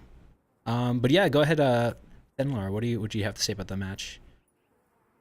Yeah, no, I actually didn't really have much more to add to that. So. All right, cool. Well, any final points on this? And you guys have any MVPs for either side? I mean, for me, I know what everyone's thinking. I know what everyone thinks the MVP is for me, but it's actually not Steve Square. Oh, It's not. What? It's Jiffy the Lion.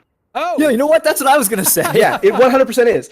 He created so much space for his Yeah. team. It was actually unbelievable. I was watching him a lot, and I have to say, there were plays I wouldn't say that were impressive, but were definitely impressive. I gotta say, Steve Square only was able to do that much work because of how much support he had from his team. Yep. And Jiffy the Lion honestly went in consistently, and not only did he go in, but he didn't die, which is much more important which in is my eyes.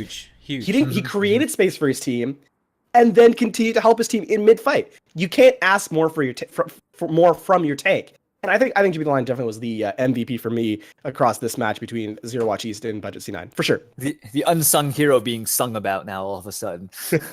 So now is he still unsung, or did we? I don't know. Now they're the sung hero, I guess. My unsung hero though will be Ivysaur. So the support play will get a small shout out from me as well. Yeah, I mean, you have to keep the Winston alive too, right? Yeah. So that Yeah, was what good it work was. on their part. What it seemed like too, like on a lot of those dives, even if Jilly the Lion did go down, I mean, you have that res from the Mercy. I mean, Mercy is going to be huge, especially at that elo, but just in general, like in this meta, right? Now you can be super aggressive and basically spawn your tank or whoever's diving in as soon as they die, right? Because your ultimate, you have that res immediately. In this meta, or in previous metas, right? First pick was huge. Yeah. Like, it honestly was huge. In this meta, the correct first pick is huge. And the only correct first pick is Mercy. So you either get 2 kills initially, which we saw. You either get 2 kills initially, which we saw a couple of times, which snowballed the fight, or you kill Mercy first. You don't have a choice, because if you don't kill Mercy first and you only kill 1, that's not an entry frag. That's just a reset, right? Because the Mercy res is already up and taking that person back in the fight. So yeah, it's either you get the correct frag, or you get 2 frags in the initial. So I have to say, Mercy in this patch is going to be terrifying to play against. Absolutely nasty. Yeah, I mean, it's definitely going to change the meta in the sense that heroes that are really good at getting a single pick are not going to be as valuable now. You know, Tracers and Genjis, their first pick and run away isn't going to work because the first pick is just going to get rezzed. So heroes that can get fast picks are going to be a lot more valuable. You might see more with Widow, for instance. You know, you can get kills in succession. You can kill that Mercy at long range. So that might be interesting to see. It's going to shake up the meta a little bit. I think that's actually going to be the opposite of what happens. I think Widow is actually much less useful in this next meta, simply because let's say she does get that entry frag, but the res comes up right immediately. You're going to notice that people are going to start playing corners a lot more. They're going to start playing, much more passively. I think what actually might be the case is triple tank might make a comeback, or like that 2-2 in terms of slow compositions with a Zarya and Reinhardt, because you're playing around your Mercy, right? Instead of having an Ana, you're having a Mercy now. I think that might actually be what happens this next patch, where that's fair. Well, I'm over the Widow in the sense that it's easier for her to get that pick on the Mercy, because you can get from different angles. You can do those jump shots, but it's hard to play. It can be hard to play, and if they're bodyguarding the Mercy well behind a Reinhardt shield, that's not going to work. So it's just a possibility. But definitely the triple tank is strong because it's hard to kill tanks very rapidly, and you'll get that Mercy res on whichever one you do get to kill. Yeah, I think that's basically it for us tonight, though. Before I throw back to Mushu for the final shout of countdowns in terms of our broadcast, The final countdown. Sorry. I'd like to thank all our teams for tonight. We got to see, of course, in that first round matchup, game 1, it was, of course, that wonderful 4-0 from Know Yourself over,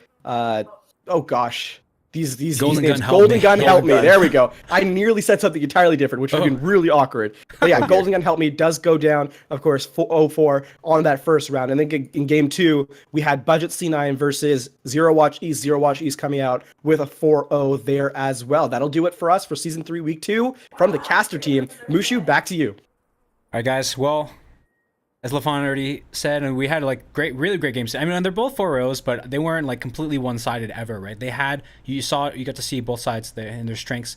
And of course, I'm glad you guys highlighted that the tank play from Lily the Lion, Jilly the Lion. There we go. But guys, this has been Week 2, Season 3 of the Overwatch University League. Of course, we are streaming every Saturday from now until November 4th, which is when the finals will be. This is our NA cast. Our EU cast is going to be every Saturday at 3 p.m. British Standard Time. And of course, you can be back with us every Saturday for the NA cast at 6 p.m. Central. But that's going to do it, guys. So, I mean, some great games, great cast on the day, and we will see you guys next time. Thanks for tuning in, and bye. Good night.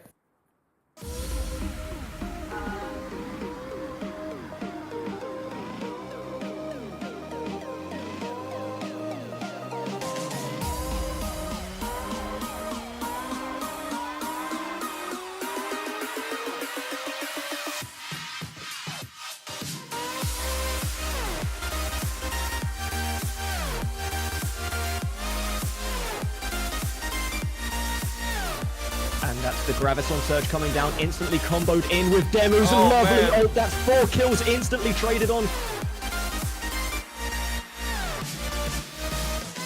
Oh, immediately into a huge four-player barrage off of Tamiko. That was a hell of a play, back-to-back.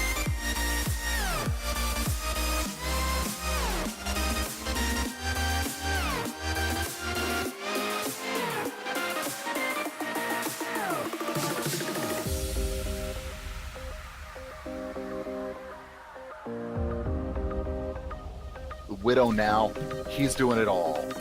Yeah, I'm not gonna. Oh my God! That's going to be the point A take. That is a 3rd kill on Widow. That's gonna wrap that up.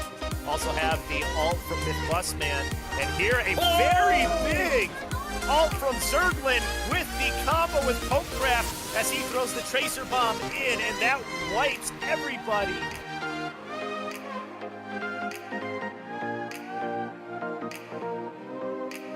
We've got another 2-2-2 based on Pharmacy coming out from Cloud Riders. And Well, it's a immediately gets the pick. 2-2-1 after that pick.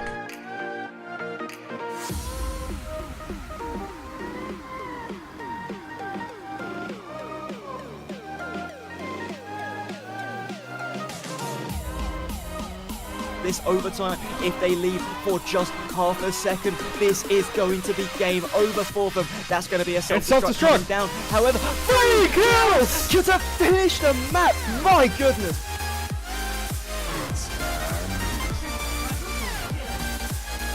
We're still trading quite even, but Dashi is going to get 2. He gets 3. 2 headshots in a row, and that could signal that this point is taken.